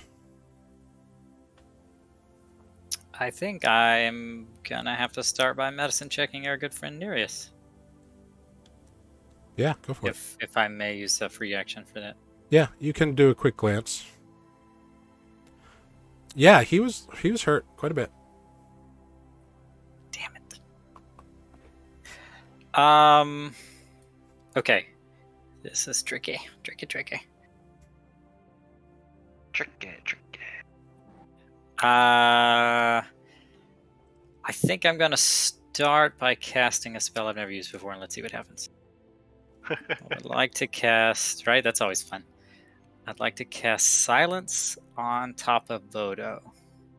Ooh. Okay. Ooh. Did it pop up? Yeah. Mhm. 20-foot radius sphere. How big is that? Okay. Good size. Yeah. Pretty good size. So I kind of want to zhuzh it so I'm not in it. Is kind of the idea here, but that it's Yeah. You want Yeah, to cast it okay. right on him? yeah. Yeah.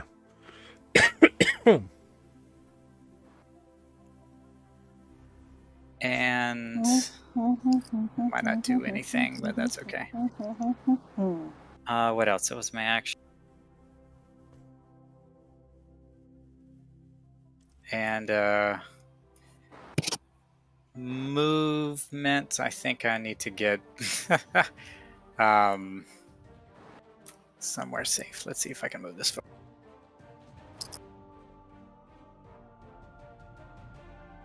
Use my 30 feet of movement to get over here behind this pillar. Okay. Oh, I've lost the ability to move. Okay, there we go. There you go. I just keep pointing. I'm gonna go there. That was Jared's plan all along. I believe that's it for me, unfortunately. All right. That brings us Marius, to get out of there. Greg. Right. Great. Greg's gonna scream, "Help! Help! I'm being oppressed!" Like real loud.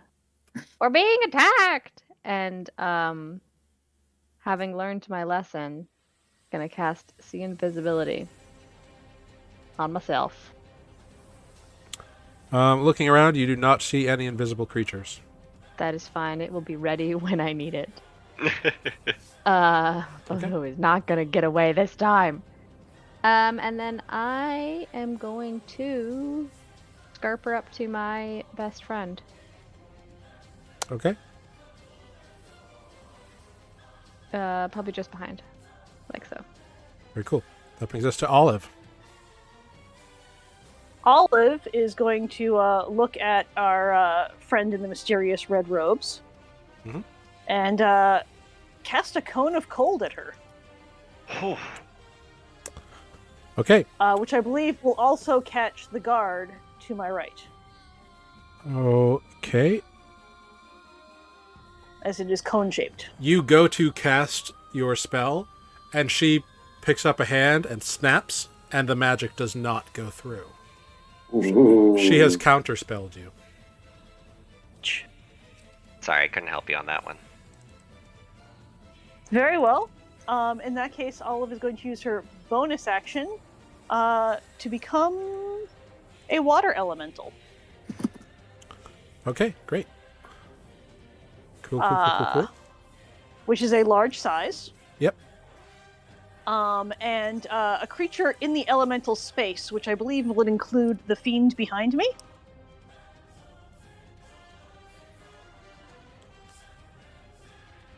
Needs to make a Well, DC you don't 15 don't strength move. saving You throw. don't automatically move into the creature space. You take up unoccupied space. Okay, so I don't necessarily take up the adjacent space. You'll grow into their space. Okay. Yeah, you don't grow into their space. You just. But look, Very well. here's Elemental Olive. Cute. Badass. Here and feeling watery. But that is your action and your bonus action. Yes, it is. All right. Next up, we have our friendly lady over here.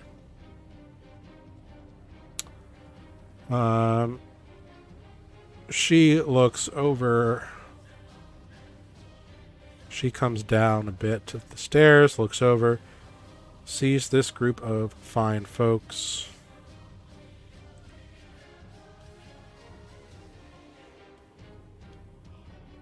And I need to see a size chart, please.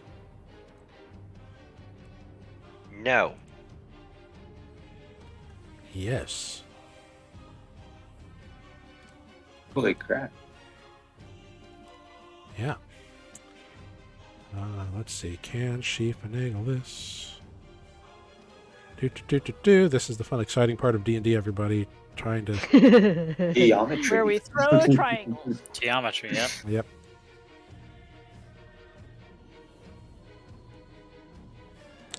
Alright, so she can't get Spoot. But she can get Nereus, Defect, and Grig in a Cone of Cold. Yay. Ooh, I'm gonna need your help. So I'm going to need Yeah, everybody I to got make... I'm going to need those 3 people to make a Constitution saving throw. Yes. 19. And Nice. Very nice. okay, great. Twins. Cool. You all succeed in your saving throw. Huzzah. Woohoo! And you take 18 cold damage. Oh wait, I'm resistant to cold damage. Nice. So then you take 9. Huzzah. Oh, good. Okay. Oh, good. Fantastic. All right. I will say I'm feeling like a real 50-50 right now. Cool. Gotcha. Bloodied. One would say yes. Then we have our friend here who swings through over to Nereus. Leave me alone. Yeah, he pulls out his great sword. That's a Wait, did Olive get an attack? no. Oh, damn. He did not leave her threatened area. So that is a 24 to hit for 11 slashing damage, Good grief. and a dirty 20 to hit for 10 slashing damage. Yeah, no, I'm real bad. Okay. Defect, it is your turn. Yes. I will take the stairs down. Enter his bubble. Uh-huh. I'm going to be reckless. Okay. And I will swing my axe at him. 27 to hit That will hit. for 16 points of damage. Yep. And second swing, 18 to hit. He brings up his hand and Ooh. an arcane shield appears. Can he do Okay. that while silent? Oh, that's right. It's silent in here. Is it a verbal Oh. component? Yeah, Thank you, is it a Sarah, for verbal reminding me component? to have a slow on that. Shield is Sh- verbal. Yep. Shield is verbal. Yep. By the Cool. way, while you're in there, Defect, you can't hear anything. Sorry, he doesn't need to hear things to swing an axe at them. Yeah. That's the Defect, beauty. get out of the way! That's the beauty of it, though, isn't it? Isn't it? It's Okay. like it was made for barbarians to go and attack wizards. All right. Cool. Great. So that does hit then? Yeah. Okay. So yeah. Cool. All right. And that's my turn. Yep. All right. That brings us to Nereus. All right. I got you. Thanks. Nereus is going to use no, we're gonna save that one for now.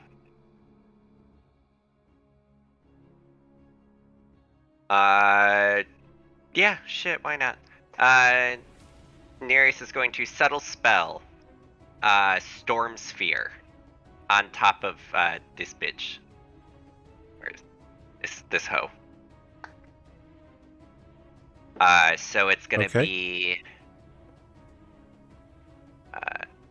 Is this how this works? Yeah. So 20-foot radius sphere of whirling air brings centered on her. I think that will avoid everybody. Yes. Mm-hmm. Okay. Yeah, she's gone off by herself. You go Oh well, no, you subtle spelled, right? So then she Yeah. wouldn't have done that. Because she didn't know. Storm Sphere, just right on top. Yep. Cool. And I need her to do a Somersault. each creature in the sphere when it appears. Strength saving throw. Ha. That's a 6. So she That's a failure. takes 8 bludgeoning damage. All right. And then I'm going to Tempestuous Winds. Okay. 5, 10.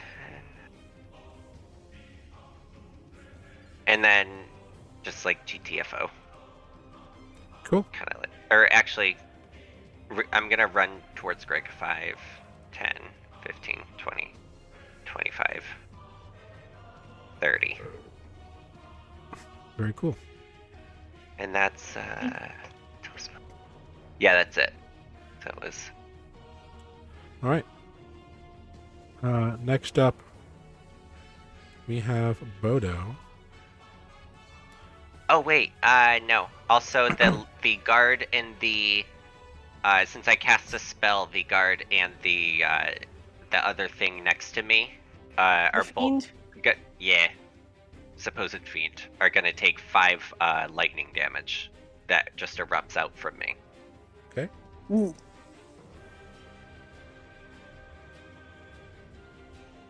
All right. Squeezing out as much as I can. Anything else? No, that's it. All right. Bodo winks at you, Defect, and then vanishes and appears over here. How was that? He teleported. Bitch. But does silence travel with him? Is it centered on him? No. Unfortunately, not. It's a point I chose, And there's not a verbal. which was on his Nope. body. No, It is an ability that he has. It is not a spell. Cool. it saved us 2 spells he couldn't cast though. Yeah. True. Um, Do it again. So- much fun. he goes over there. And let's see. He is going to cast. Ooh, that's what he's going to do. I don't like that. Mm-hmm. I need Nereus to make a Constitution saving throw. Mm. He's casting? Yep. Counter spell. Subtle spell. Okay, then I need you to roll your ability, your spellcasting ability check.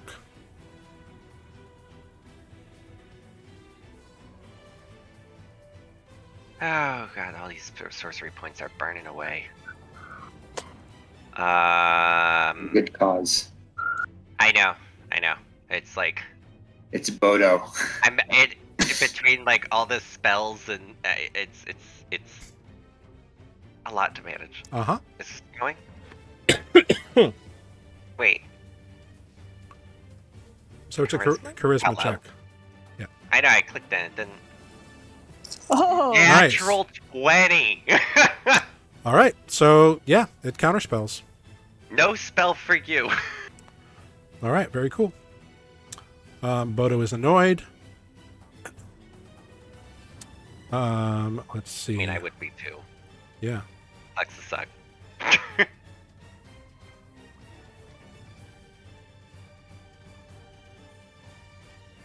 The fiery creature just ignores the water elemental and rushes gets an- after. Yep, you Gets get an it. attack of opportunity. Yep. 25. Great. And then it makes 3 attacks on Nereus. Wow. A 24 will hit for 18 necrotic damage. The others will miss. Oh boy, But we're cutting it close. we sure are. Spoot, it is your turn. Great. All out frontal attack on Bodo. Go for it. Hatred wins, finally. Even among Spoot. Just kidding. Can't leave you hanging there. Cleric! Heal although- me! Cleric. Hang on one sec. I'm going to try to do this the most efficient way possible because, as per usual, Defect is just a little too far away. Defect doesn't need you right now. It's true. Yeah, Defect Okay, doesn't from my matter. current decent position, I'm going to cast. Everyone got hit before, right? From the cone of cold. Yeah, You I mean, guys, I'm like, okay, took but 18. Yeah. Okay, awesome. Well, for right now, it's not going to do that. Okay. Mass healing word. I'm just looking for it. It's been a minute. I don't remember which level it is. Here it is, level 3. Hey, Jared, I don't actually have control of the elemental. Oh, that's weird. Let me check. Oh yeah, look at that. That's weird. So up to 6 creatures within 60 feet can be affected by this healing. So you go to cast your spell, Spoot, and the magic doesn't work. It seems you've been counterspelled. Oh boy. Such That's counterspell. it's really annoying when it Mhm. happens to you, isn't it? Really is. And that sucks because that was an action, not a bonus action.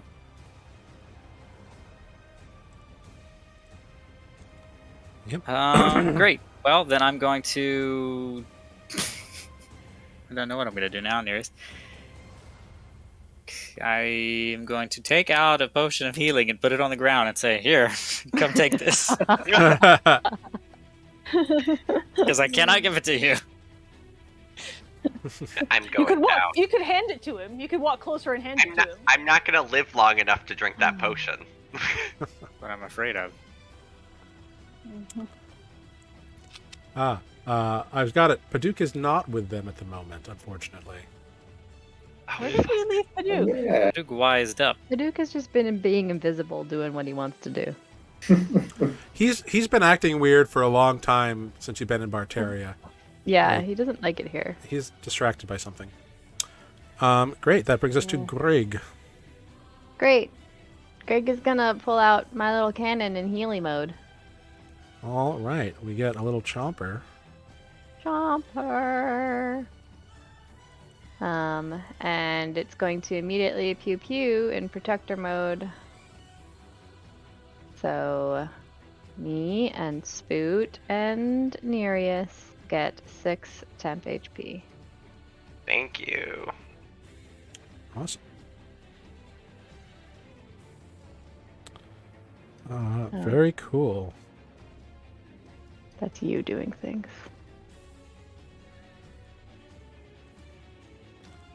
Yeah. Ta-da! Very cool. 5 temporary Awesome. hit points. You're welcome. And I guess that's all I'm gonna do. Okay. That brings us to Elemental Olive. Yeah. Elemental Olive is gonna move on over here and whelm this that guy. All right. It makes a strength saving throw. Yeah. It succeeds. Well, that's sad. It gets pushed out of my space. On top of Nereus. All right. It gets pushed forward. Well, that sucked. Nereus, Bonk. make a strength saving throw for me. It actually doesn't say if I get to choose which way it gets pushed. You pushed at it from Minus a one direction. strength So saving Yeah. throw. 15. great. That's Olive's DC, so we'll use that. So you are pushed out and will not take any damage.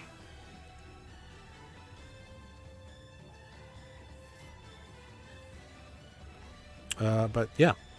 Great. Anything else, Olive? I don't think so. I don't think this element has any bonus actions. All right. What is this recharge 4 to 6? Do I need to attempt to recharge that? If you want to use it again, you have to roll a d6, and you can regain the ability on a 4 through 6. Right. Is that a thing I do now, having just used it, or is it a thing I do when I want to use it At again? the start of your next turn. Okay. Yeah, anything like that is always the start of your next turn. Great. Unless you haven't used it, and then it's still there. Right. All right. Does anything happen to the woman in the storm sphere on her turn? Yeah, at the beginning of her turn, she makes another, what was it? Strength? Strength. Okay, she fails. So she takes another 2d6. And while she's in there, it's difficult terrain. So she takes 11. All right. All right, she does that. And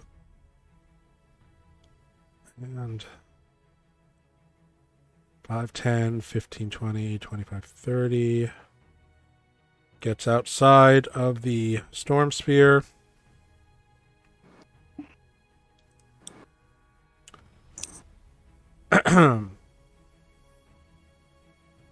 And just looks at you all grouped up so nicely there. And I need everyone to make a dexterity saving throw. As 21. 21 for the elemental. boom. Oh no. Oh, not me. 15. Good. All right. Cool. Oh, I should have used that other spell. Wow. That is not... What? It is not... It did not roll the correct stuff. Something weird about that I will have to fix. Yeah, big old fireball appears. So that is... Spoot, you take 32 points of fire damage. And I need you to make a Constitution saving throw. Well, that sucked. So your silence is gone. Oh, well, that I'm not so worried about. Hmm. Suddenly you can hear again. Yeah. Everybody Makes else. this rushing sound. So Chomper and Olive and Nereus and Grig, you take 16 fire damage. And Nereus, I need another con save for your storm sphere. Oh, Lord. I'm still alive! Nice. Amazing. I'm so sorry. Take that health potion if it's not gone. I have 1 HP. Nice. Lord. Did it roll? Cool. Yep. 16. That is a success. So you maintain your concentration. All right, that is her turn.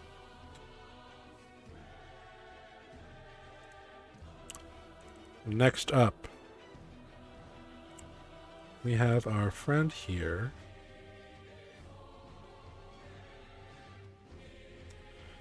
Who goes up to defect. Okay. That is a 21 to hit. Yes. For 6 slashing damage, reduced to 3 because of your rage. And a 9 will miss you. Yes. And defected is your turn. All right. Since this person's in front of me, let me swing at them. Because they've convinced conveniently made themselves a target. Yes. Let's be reckless. And oh, that's another nat 20. Wow, nice. Yeah, go ahead. A nat 20 and a nat 1. Right. 8, 16, 25 points of damage. Very cool. And I'll swing again. 22 Will to hit for another 12 12. points. Now, you do have your bonus action to attack this time. Oh, that's right, yeah. Because I critted. Yeah, let's do it again. That will do it. And he falls to the might of your blade. Sweet. I step over his body and chase down Actually, Godo. Yes. Nope. He just falls down dead. Okay. Okay. I step over his body. 10, 15, 20, 25, 30, 35, 40. And that's where I end my turn. Cool. Nereus, it is your turn. All right. Shit, why not? All right, Blaze of Glory. I am going to use 4th level Chromatic Sphere, subtle spell. Okay. Go for it. Limited use. Spells.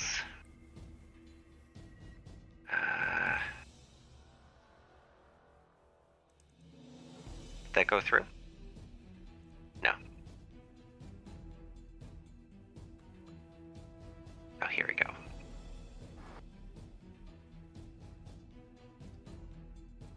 Let's do that one. No, fuck this bitch.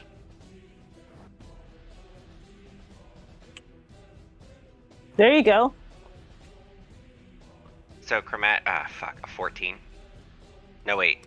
Oh, it just rolled damage, hold on. Let me... I don't like this new, without the digital dice, I don't know what I'm doing. D20 plus... Well, the 14 is the attack roll, right? No, that's higher damage. Is it? The 14 No, it's is a D20 plus 10. 1d20 plus 10. Oh, okay. Because okay. Yeah, so 14. And who are you targeting? This bitch. That does not hit. Fuck. Good damage, though. No, it's not. It didn't hit. Oh, it would have been good damage if you had hit. Right. Do I have something for this? Hold on. I don't think you have anything that makes someone's armor class lower. No, but I had a spell for that. oh, but I that's didn't only think to repair it. ability checks. Okay. Well, that sucks. Bonus action. I'm gonna cause the Potion? no. I'm trying to kill this bitch. Okay. I have time. And really, a health potion's not gonna help me against this wolf at all. Fair. So I'm gonna hit her with lightning from the storm spheres with my bonus action. So I need her to do a DC 18 dexterity check. Ooh, okay.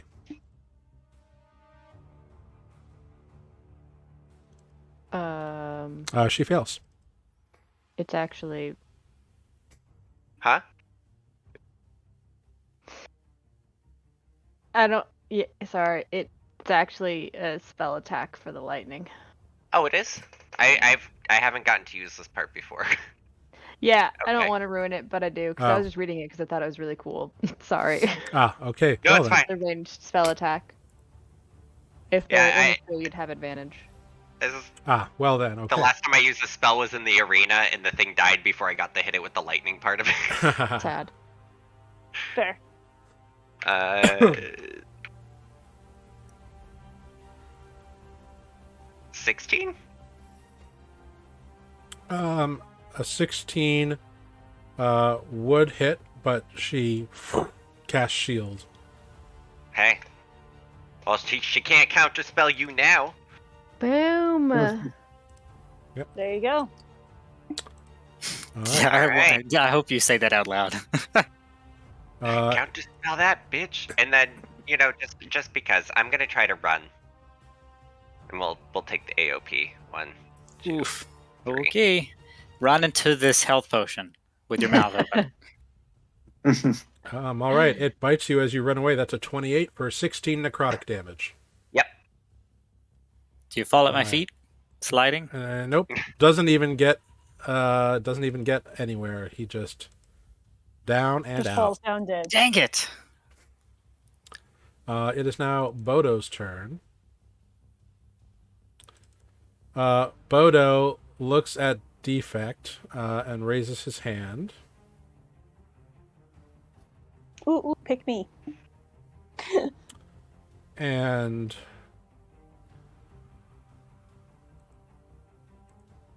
three arcane bursts of energy shoot out from his hand. Just that's a 27 to hit for 26 force damage. A dirty 20 to hit for 24 force damage. What spell is this? It's not a spell. Eldritch Blast. Jesus. And a double nat 20 for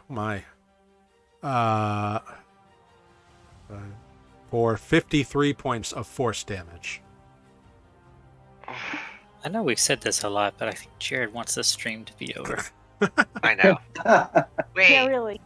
Mike, don't you have the magic nullifying thing? I believe that's on saving throws, but I could be wrong. Double check. Yes. So that the null amulet. I mean, I forget what it does, but Yeah. No, I think can use it to. It's for condition effects. Yeah, exactly. Oh, for okay. condition. So like if he Yeah. curse me with fear or whatever. Yep. He then teleports and moves over to here.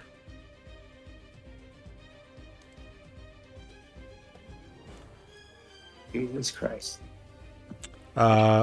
Spoot. That brings us to you. I don't even know. Oh, actually, that's not true. We still have the devilly thing.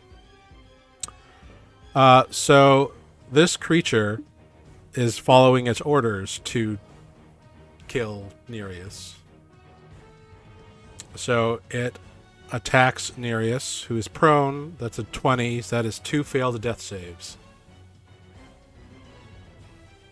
Oh, that sucks. And as it bites down with a second attack, you see Nereus's life. You see his breath leave his body as Nereus dies in the maws of this horrible fire beast. Who then turns his jaws for his final attack towards Grig, who's right next to him and looks like a tasty morsel. That's me. But that's an 11 to hit. Nope. So of course it hits you with an 11. All right. Spoot, it is now your turn. Now's a bad time to tell you I didn't prepare Revivify, isn't it?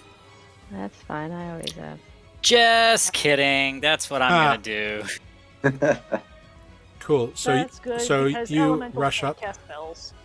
Here, eat this diamond. I know I said health potion earlier, but you're gonna need something stronger. You're gonna eat this diamond.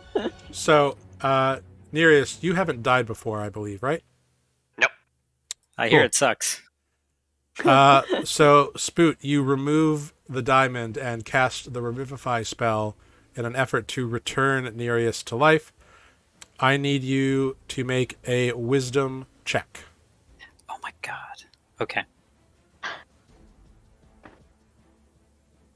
check.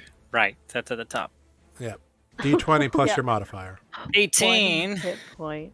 All right. You proffer the diamond and hold it in your hand and mutter some holy words, and the diamond crumbles in your hand, and the dust of the diamond becomes illuminated with a yellow, healthy glow, and infuses Nereus's body as Nereus is returned to life with 1 hit point.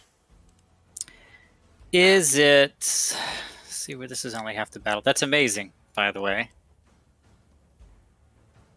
But that thing still wants to eat And it. accepted now that it could happen again. So... And that was an action. So Yep. I cannot drag him out of the way. Can I stand over his prone body You to can shield him? you cannot occupy the same space, but if you want to move over here and try to distract attention of this thing, you can try that.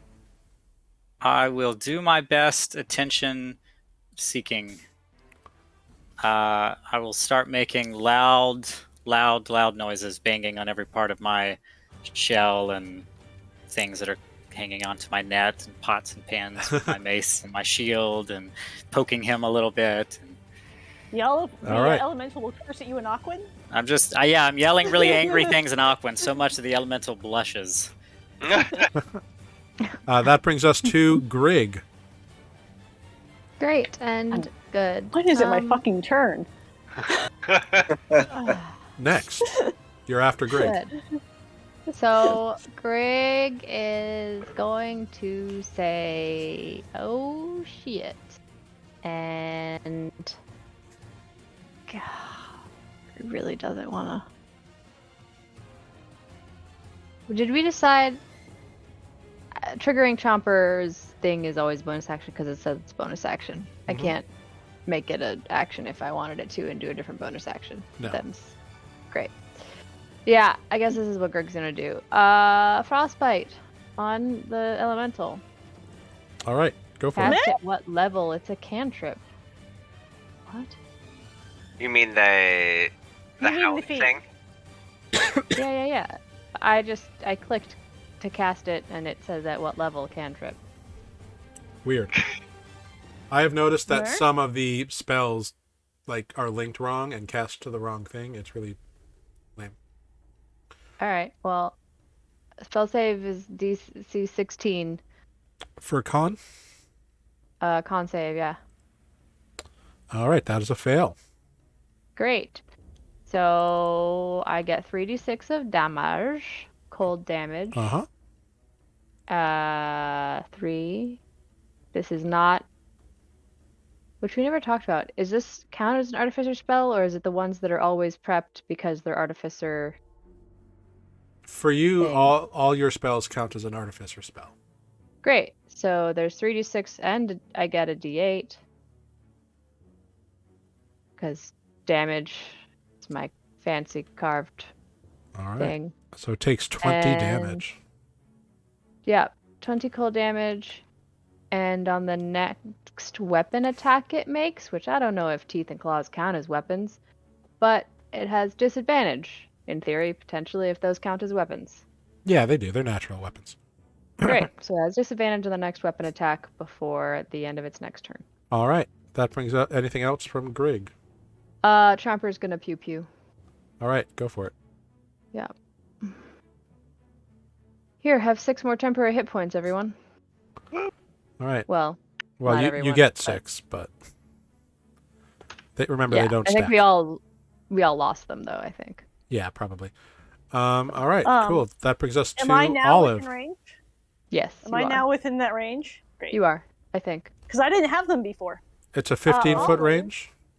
Oh, it's only 10 feet. So I just can't math. That thing is so big. yeah, so you are not actually in range. Eh. Okay, I will erase them. Sorry. It's fine. All right. I roll a d6, and I do not get to whelm again. Nope. But I do get to slam twice. Go for it. Boom.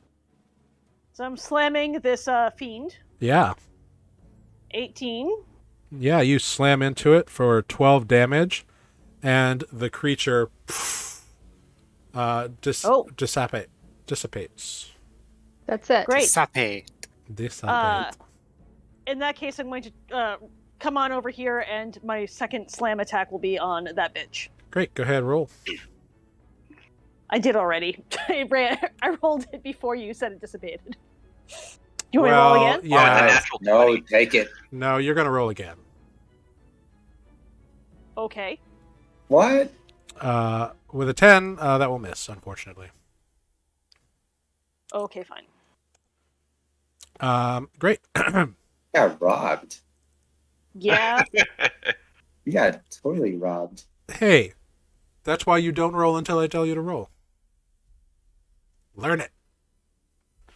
A minute. Bless you. Oh, sorry. All right. Next up, we have our friendly neighborhood friend here.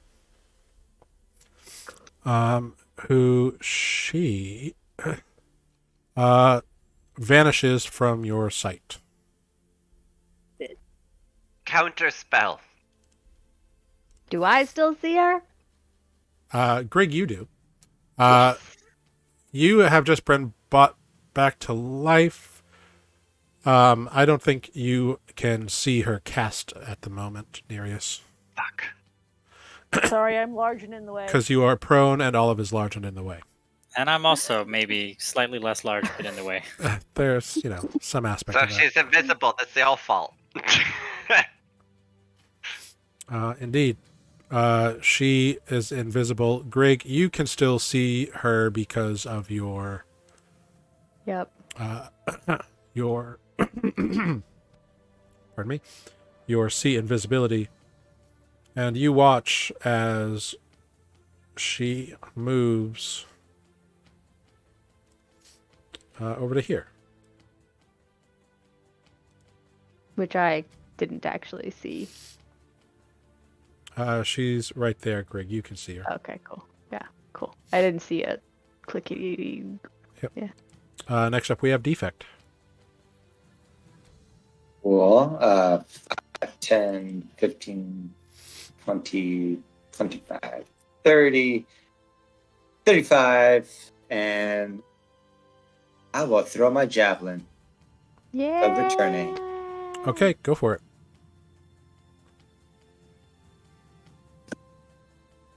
That probably won't hit. Yeah, a 13 will not hit. Second one. Nope. Nope. Yeah, so it returns to your armor, or returns to your hand after you throw it. I'm going to say oh, Rose oh, and wait, try no. to hide behind these pots here with my last 5 feet of movement.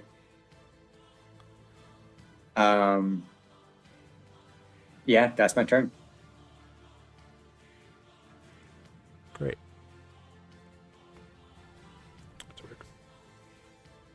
Cool. That brings us then to Nereus. I would like to stand up. Yep, half your movement to stand up. You are no longer prone. But are probably still not feeling great. Definitely not. I would like to step over to here. Sure. Oh, wait, no. 15, 20, 25. Well, you only have half your movement, remember. Yeah, so I was too far by one. Okay, gotcha. Perfect.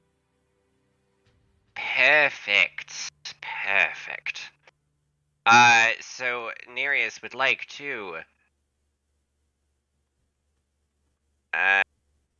ye old subtle spell, Okay. telekinesis, Okay. on Bodo. All right.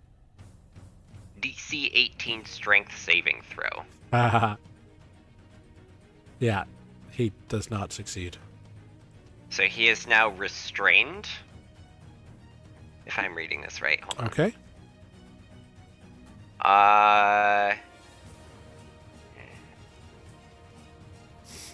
Well, let me just put this in the.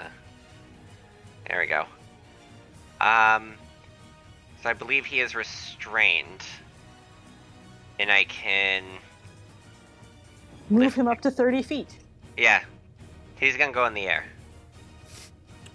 Okay, so you can try to move a huge or smaller creature by making an ability check with your spellcasting ability contested by the creature's strength check. Oh, okay. Wait, spellcast. So it'd be. So it would be a charisma check for you, and a strength Okay. check for him.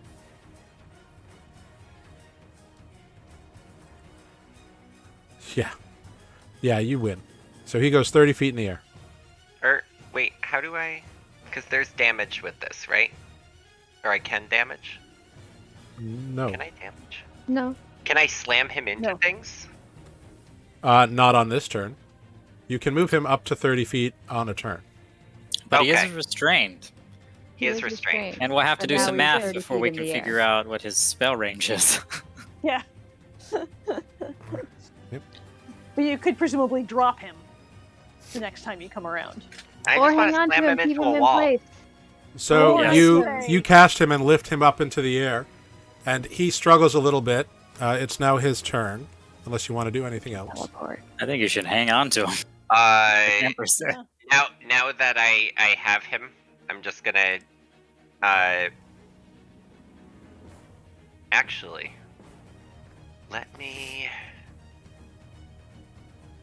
I'm gonna burn some spell slots, and I'm gonna let you know what I did in a second. I just need to do math. Ooh, suspicious. Let me see.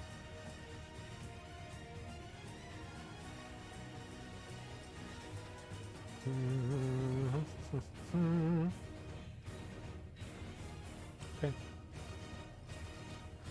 All right. It is now Bodo's turn.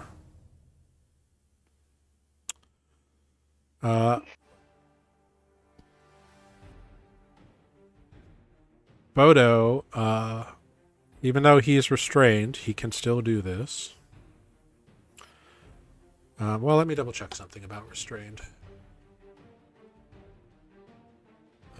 And presumably wouldn't be able to move his hands? Not Presumably so, necessarily. It just gives his attack rolls disadvantage. So he sends 3 bolts of arcane energy towards Nereus, but because they're all at disadvantage, none of them hit. Oof, And if they had, he would be dropped. Oh, Probably. yeah. I bet. But that is Bodo's turn. Next up, we got Spoot, because we have no more creature. Oh All right, my gosh. Hold on, Jared. Yep. I burned 4 first level spell slots and 1 second level spell slot. Okay, to regain sorcery points. Yep. And then I'm spending those elsewhere next turn. Okay. All right, Spoot, we're up to you.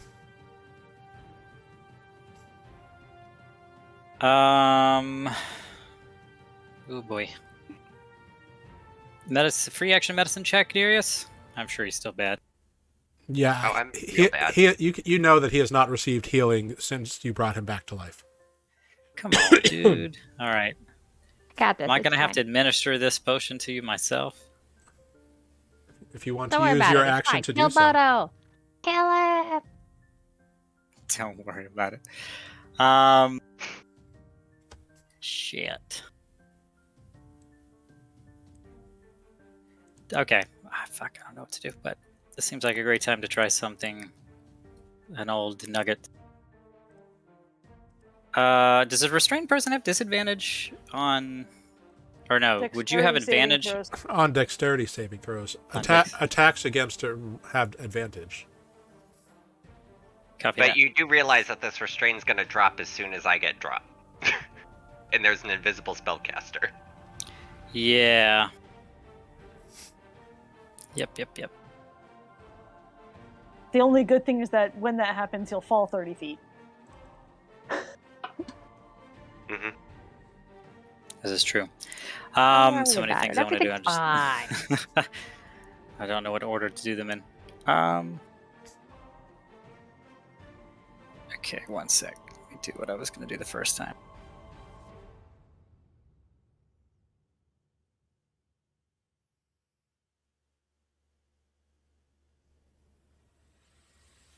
What you got, Spoot? All right, I'm going to use first Mass Cure Wounds. It's got a range of 60 feet. I'm going to see if I can get to a place where I can include everybody. Oh yeah, I'm so there already. Already there. Boom. For the party. 16 healing points of damage. Yeah, I'm not even gonna start adding it yet. I'm Yeah. waiting. Yeah, I heard that. Yeah. What level spell is that? 5th. Is it? Yes. Cool. Is it? Is it cool? I'm questioning your own spells. All right, great. Your spell goes off. It works. Hooray! I hate spellcasters. Great. Everyone gets 16 points of healing damage. Except for the 2 people we hate. Great. One of whom is invisible anyway. And I really can't do anything else because I can't cast 2 spells, so... Yeah, got not much. But I'm going to move here, maybe behind this pillar? Okay. Yeah, it's just some stone masonry on the ground. It's probably not very high, but it makes me feel safe. Okay. Greg. Great. Greg can still see spellcaster lady, yeah? Yeah. Great. Greg is going to cast magic missile at 3rd level. Awesome. 1 at the lady, in case that wasn't obvious. Yep. 2, 3. Wait, it's 4 because it's always 3, right? Yep. Yes, great. It's like, wait, why did I do this? Cool. So No, if 15. you're casting at 3rd level? Yeah. First level's 3. Yeah, first level is 3, and then you get an additional 1 for each level Oh, above I'll it. get 1 more. Okay, great. Hey, nice rolling. How many is that? 5 that's concentration 20. checks? Yeah. Nice. 20 damage to the lady. She's right there, guys. Can we see Greg's missiles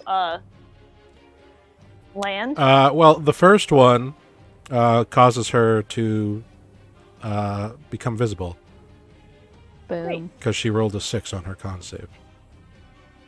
Boom. And then she And is then- buffeted by the rest.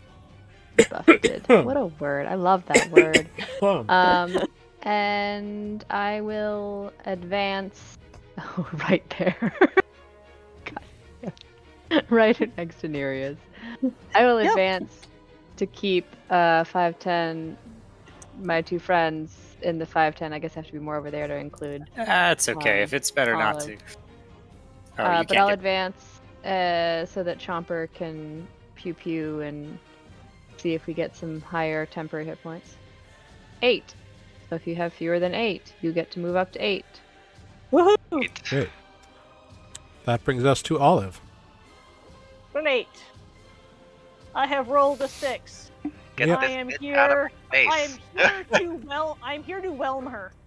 Go for it. Oh, where did that go? Strength check of DC 15. Strength save, sorry. Yep. Nope. You obliterate her. She is dead. I love. Cool. You She was counterspell, talking real bitch. smack earlier. Oh, right. She is Love the also. word whelm. I'm also grappling her dead body. And yeah. I imagine you're like swirling it in your arm and you're just gonna fling it at Bodo. Gargling it, if you will. Yes.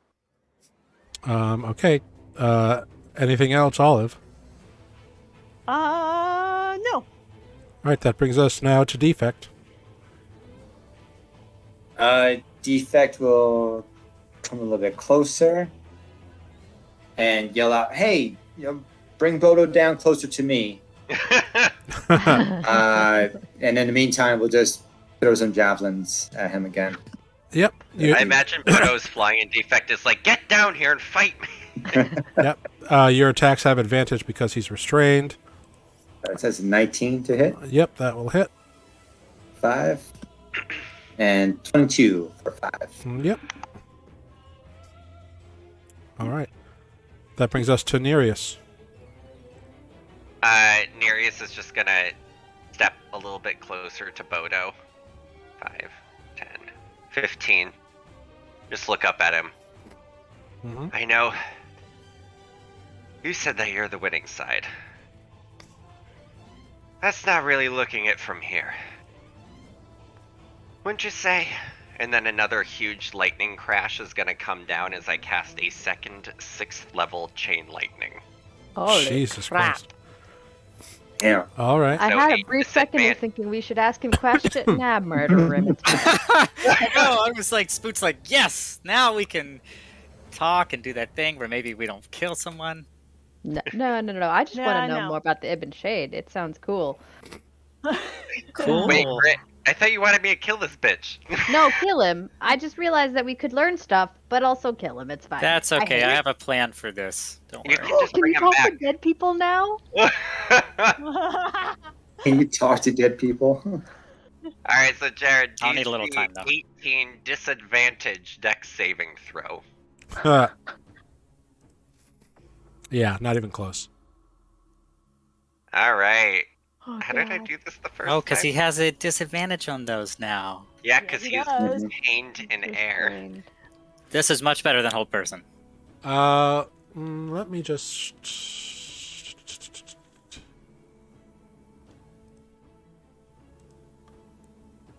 And the DM says, "Let me just." Olive's just gonna gargle with that bitch to get I mean, some I did, of course, use the So- spell like I have been the whole time. So, for telekinesis, on subsequent rounds, you can use your action to attempt to maintain your telekinetic grip by repeating the contest. Oh. So, if you want to keep hold of him, you can't cast Chain Lightning. But you could drop him and cast Chain Yeah, Lightning. I mean, I'll drop him and let it hit him. I mean, either way. Okay. So Now that's he's taking wouldn't lightning have and bludgeoning. disadvantage. Wait, is that... Hold on. Is that because... Is that if he's contesting it? no, that's just the spell. That's the spell. Oh, until the end. No, it says until the end of your next turn, the creature is restrained. Still restrained. Right in the You middle. just drop him after you electrocute It him. says if you win the contest, you move the creature. Oh, yep. 30 Oh. So he's still restrained. So- you just Yeah. drop him after you fry him. So, As he hit- so, as he gets so the this red turn, lightning drops. this turn he's still restrained. But Once the he's next hit turn with the he won't lightning, be. he's no longer restrained. all right. So Yeah. go ahead, roll your lightning damage.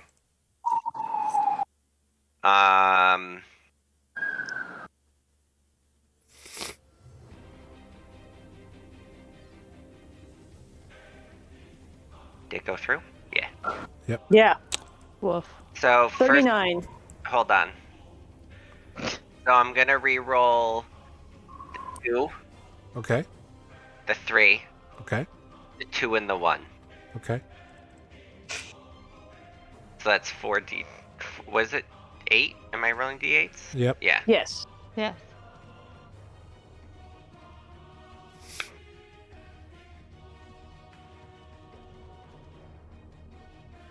Oh my god.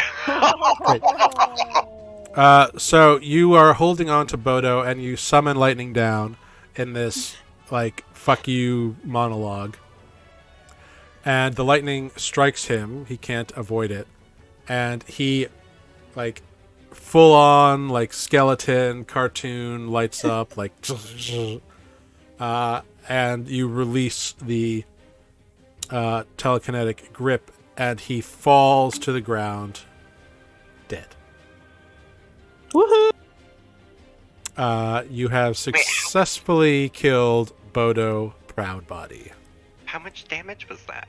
I want that crown. That was 5 plus 3. It was a lot. So it's 8. 31 minus. It's 31 because you took away 8. Right. Plus 29. Plus 29. So 60. Yeah. Plus More than plus enough whatever to kill him. Plus whatever bludgeoning damage he would take from falling 30 feet onto stone. Yep. So you have successfully killed Bodo Proudbody, and as you kind of look at each other, seeing that you're all still alive, although Nereus definitely died, you hear immediately behind you, "What is going on here?"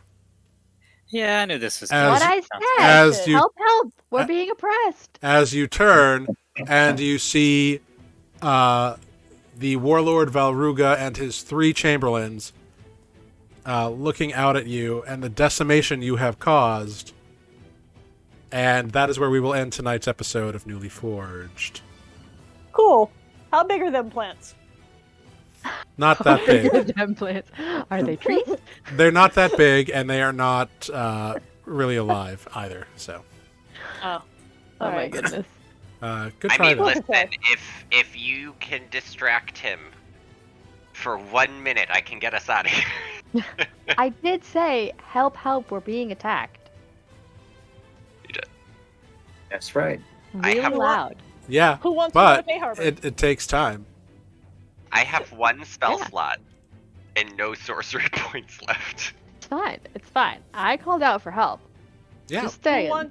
we who will. wants to go to Bay Harbor? We will have to see what happens next time on Nuuli Forged, which will the next 2 weeks will be off. Oh dear. So when That's we right. come back, we'll have to pick up from this fun and exciting development. But you have successfully killed Bodo Proudbody, an old rival of yours. So good job. I would just like to say that Greg now officially likes Nereus. Oh, Did Greg like that Murder. final lightning strike? Greg already wanted some lightning. I imagine, like, as Bodo's just, like, on the ground, Greg is like... Sizzling. No, I'm shrugging. I'm like, we said we needed help. We're being attacked. I've got it. Thank you. He says a great note to go on a break, though. I know it seems like we've been breaking a lot in recent times, but schedules are a thing, and that we just got to do it this time. We'll be back in a couple weeks. We'll take the next 2 off, and we'll pick up with this fun adventure here on Nuuli Forged. So thank you all for watching. Let's go around and say our goodbyes. I'll see who we will raid this evening. Let's start in reverse order. Feel free to plug anything you want to plug. We'll start off with Spoot. Oh my gosh, what just happened? Thanks for watching. I'm Matt playing Spoot, and yeah, see y'all in 3 weeks. Where my I just flashed. Where my background might be a little bit different. We shouldn't flash people. Sorry, it was from here down. But yeah, thanks for watching, and catch you next time. Cool. And then we go to Nereus. Thanks for watching, guys. Looking forward to seeing what other trouble I can talk us into next time we're back. And Greg finally likes me. Epic murder. Who knew? I think maybe Spoot likes you less, but He was a bad guy. He was not a nice man. They killed me. What do you want from me? no, you're right. Definitely killed Nereus. Great. Next, let's go to Olive. Hey, that's me. You know what this break is a great time to do? Go to YouTube and watch our past episodes. Because we are Nuuli Forged on YouTube and Instagram and Twitter and Facebook and here on Twitch. And you can watch all of our past episodes and catch up on the things you might have missed while we're off doing other things and, trying to make a living. That's all. Thanks for watching. Okay, bye. Up to Greg. That's me. I'm Amber, and I play Greg, the Goblin Artificer, who likes murder. And I mean not really murder, like all kinds of murder, because you don't want to murder helpless people, because that's Justified. weird. Right? Yeah. Righteous murder. Oh. And the only thing I have to say is Sarah's right. Go to YouTube, and if you like and subscribe, and if we reach, I think it's 100 subscribers, then we get the vanity URL, which would be really convenient because then we're easier to find. Nuuli Forged. Yep. And Defect. Me. I've been Defect. I'm Mike. Thank you guys for watching, and we'll catch you all in 3 weeks. And On the third. Yes. Well, on the whatever after the Off third for is. 2. And then we're on the 3rd. 1, 2. Third week will be the week we see you. Yes. Not after 3 weeks. Yes. Right, that is the Right. 12th. The second week of October, we will be back. 12. To be continued. 10, 12. Yes. Awesome. I can't count. It's okay. But yes, thank you all very much for joining us. Thank you, Deviant Drake, for giving us the follow. Thank you, I've Got It, for always being here. We're going to do a little raid on Kirik the Orc. Haven't gotten to raid them in a while. But thank you all for being here. We will see you next time here on Nuuli Forged. Yeah. Make sure to do all the follows, all the likes. And we'll see you. Then. That's it. Good night, everyone. Good night. Bye.